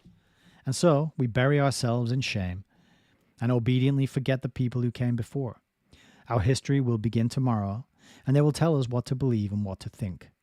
It has all been planned for decades. Look back at the United Nations plans published decades ago, and in your shock you will recognize life as we have grown to know it, predicted in those now almost ancient documents. Everything was planned. Today, most people have absolutely no idea what is going on. They dutifully pick out their pretty face coverings, and they feel quietly confident that their selfless actions and their thoughtful government will save them from the plague threatening their lives. These people are blind. They are sleepwalking to their deaths. They have been brainwashed by carefully organized psychological operations. Governments have admitted they want us terrified, and they use professional psychological operations to achieve their aims. The endgame has started. We must work fast. We are in the fight of our lives, for they want to kill many of us and enslave the rest. Life will never be normal again unless we smash the new normal, deny the new world order, and reject the global reset. There isn't a single world leader we can trust. If we are to save humanity, we all have to fight as we have never fought before. We have to spread the word. We have to show people what has happened. We have to help them understand the horror of what is being done to our world. We have to show them that nothing that has happened is an accident. It has all been deliberate. The sleepwalkers must be encouraged to watch, listen, and read the truth. Our lives are the stake in this war. The whole Agenda 21 fraud has been built on two lies. The first lie is global warming. The earth sometimes gets hotter and it sometimes gets cooler. There is no evidence of any dramatic change in the global temperature, just fraudulent figures and lies. Inevitably, therefore, there is no evidence that man is responsible for any dramatic change. The second lie is that the world is overpopulated. It isn't. There is plenty of land and food for everyone. People starve only because the food that is available is in the wrong place. This isn't George Orwell's 1984. This is real. Orwell got most of it right. All he really got wrong was the date. Everything that has happened was meant to happen. I've glimpsed the future, and I don't like the look of it. And that's the end of part one, and that is where we're going to leave tonight's reading. Next week, we will get into part two, which I am very, very much looking forward to. But what an intro. What a powerful way to open the book. I'm so impressed. Let me just adjust my seat, and I'll give some closing comments.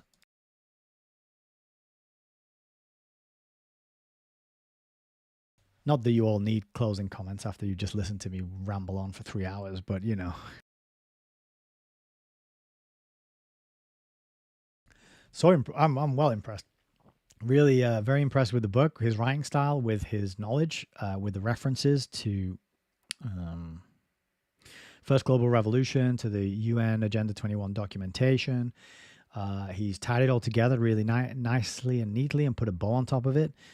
I'll be honest, right? When I was starting to prep the Preamble Ramble, I started looking at some of these articles linked in the Wikipedia page. You know, the smear articles, the hit pieces, the stuff that's trying to, the ad hominem stuff, you know, it's all opinion. And I started to think, oh, maybe it's a bad idea that I read this guy's book, you know. But now I'm like, oh, okay, this book, at least this one, I don't know about the other 100 books that he's written, but this one really aligns with the topics we look at on the channel. It's really well written. There's good kind of sardonic, witty humor in there. And I'm glad that he mentioned the overpopulation myth. I've been up and down the country this week on a train. I went from Manchester down to Bristol and back again. And there is so much empty countryside with just a lot of bored-looking lamb chops wandering up and down, nibbling the grass. And it's like, this thing is bogus. If you believe in overpopulation, it's probably because you live in a city and you don't take long journeys by train up and down the country where you live, you know, because the cities are there to provide this illusion of overpopulation, because you go out in the city and you're like, oh, there's homeless people and everyone's on top of each other and there's queues and you have to wait to access things. Get out to the countryside, you see it's all empty, most of it. Who owns that land? Who's choosing what to do with it?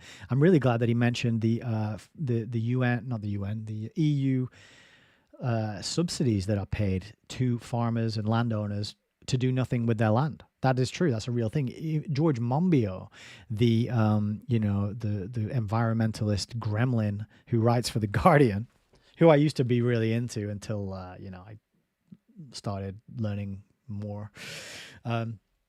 Even he rails against these subsidies that are just paid out to get, and all these landowners have to do to earn these subsidies is to keep the land like ready for production, which basically just means like trim the grass, and they get paid subsidies for it. The whole thing is a scam from top to bottom. Systems designed by wealthy people to ensure that wealth continues to flow towards wealthy people, no matter what you do, right? But I think he's laid out an excellent introduction there, and I'm really excited to continue with the rest. So we did pretty well there. You can see compared to where I think. Oh no, you can't really see that little gap. Can you just about see it there?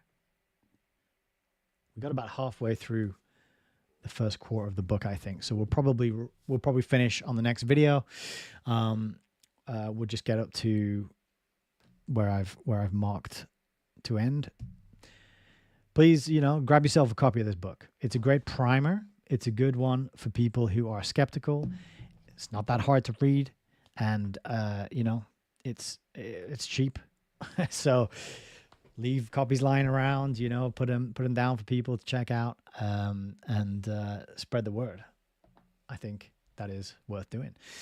So thank you to everybody who's been hanging out. We got ESP and Magus Kaiser over on Odyssey. Magus, you've been putting in loads of comments. I appreciate it very much. I apologize that I haven't been reading them out and responding. That goes for everybody. I appreciate your comments. I just had a lot to read and say and to get through. But I got to go back and read all these comments now. We got Faith, Turbs, Armory 1 over on Rumble. Love you guys. So happy to have you here. We got Frank, Katie, Emma, Adam, Anna, Lil Ronnie Cooper, Timmy, Doris. Anna, thank you for joining as well. I'm not sure if I've seen you here before. LJ, great to have you all here. I don't think I'm going to be out. Amanda's here, or was here. Streaky Bacon. Oh, nice. That's making me hungry. Every time I read that, your screen name makes me hungry. Evo Goody, we had at some point. Hopefully still here. Kelly Nora, brilliant name. My grandmother's called Nora.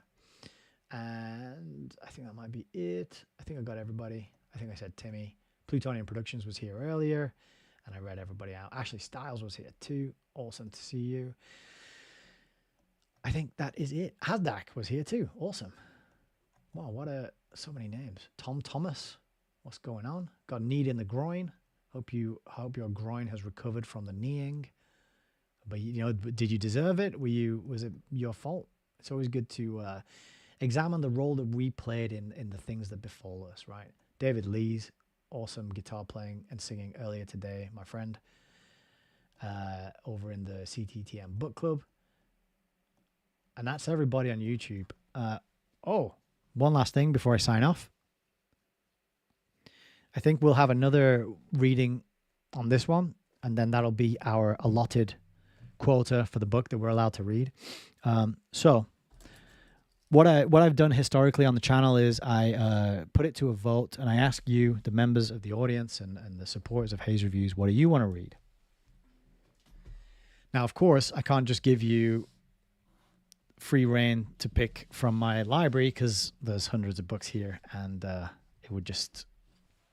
there would probably just end up being one vote for like 30 different books, and we wouldn't be able to choose what to do. But I've picked 3 books, and these are going to go up on a survey on the Telegram chat, and you can choose which one you want to read next on the channel. That's the plan. So that way you guys get a bit of interaction. You get to sort of steer where we're going. And, I want people to participate and to get the value out of these books that I've collected. And I want to read them all. So I'm in no rush. And if you guys have a preference, we'll go with that. So I picked 3 books. And I did a kind of little quiz yesterday where I put a clue up on the Telegram and Twitter, and I gave away some free device memberships to the people who guessed them. But if you missed all that, then here are the 3 books. I'll talk you through them. And then after this, I'm going to put the survey out on Telegram. and you can go join the Telegram group and vote. And then the week after next, we'll start the new book. So the 3 books that I picked that I thought would be good to cover next on the channel are as follows. Let's see if I can get them in chronological order. But that means I have to quickly just check them to see when they were published. All right, that one was 1958. This one is 1957. Oh, 57, 58. Okay. Right, so in order of publication, the oldest book we got is a 1957 book by Mr. UNESCO General Director number 1 himself, Julian Huxley. And it is this book here, which is called New Bottles for New Wine. For some reason, my camera is struggling to focus in on that. Maybe I can show you the title page instead. So this is New Bottles for New Wine by Julian Huxley, brother of Aldous Huxley. And it's a collection of essays. And one of the things that's very interesting about this book is the title of the very first essay in the collection is Transhumanism. And then just a bunch of other essays talking about heredity, population, what do we know about love, scientific knowledge on belief, morality, evolutionary humanism, a redefinition of man's place and role in nature. So these kind of topics. That is option 1. Next, we got a 1958 book. So the year after. So Huxley drops this in 97. And the year after, we got Renee Wormser, who drops Foundations. So this is a real well-known text, and it goes all into foundations, their power and influence. So this is a book about charitable philanthropic foundations. And it's one that I've wanted to read for a long time. It is recommended by Alan Watt. He talks about it and quotes it and reads it. It's a long one, about 400 pages, but it's an essential one to get on the record and to be aware of. That's option 2. Option 3 is a 1970 book by none other than Zbigniew Brzezinski. That's his name. Zbigniew Brzezinski. And the book is Between Two Ages, America's Role in the Technotronic Era. That's another book often cited, mentioned, referenced by Alan Watt. And Technotronic just means technocratic. It was just, he didn't want to use technocracy and technocratic because at this point he was writing that movement had a bad reputation. So he used the word technotronic. And apparently there's some juicy stuff in there as well about the world and how it works and where we're heading. And he's got, so the first sentence that I look at when I open this randomly on page 19, the new reality will not be that of a global village. So that's a third option, option number 3. So I said it was going to be a tricky choice. Those are 3 really good options. But if you want to get into it, join the Telegram page. There's a little thing at the top where you can join the discussion, and that takes you to another group, which is the chat, the public chat. And then you can vote. I think you can vote without joining the public chat, to be honest. I think you get a vote anyway. And what we'll do is, because these are great books, as Frank just said, it's a difficult choice. These are great books. We'll just do them in order. So, whatever comes in first, we'll read first, and then we'll do second. And that'll probably, if I'm honest, that'll probably take us the rest of the year to get through those 3, I would think, because there's a lot of reading there. But what an enjoyable time that would be, learning those. And, at some point, you'll probably hear a screaming baby in the background while we're reading through them. So, won't that be nice? Hopefully my baby won't scream too much. We'll take good care of him or her and try to reduce the need for screams. And I just saw we got Tarot Galaxy as well. How's it going? Oh, right. Kathleen, what's going on? Welcome. Nice to have you on the stream. So I think that is it. allmylinks.com/Hayes Reviews has everything you need that I do. If you want to get in touch, if you want to support, if you want to drop a donation, send me an email, join the mailing list, and please consider school.com/deviced. You can sign up there, £15 a month. You don't even have to, if you just want to support me on a monthly basis and you can afford it, and I would be deeply grateful, then you can just Sign up there and the money will go. You set it and forget it. But you will have access to join me on calls if you want to do so twice a week. And we can, hang out, get to know each other. It's all about community. That's my focus here.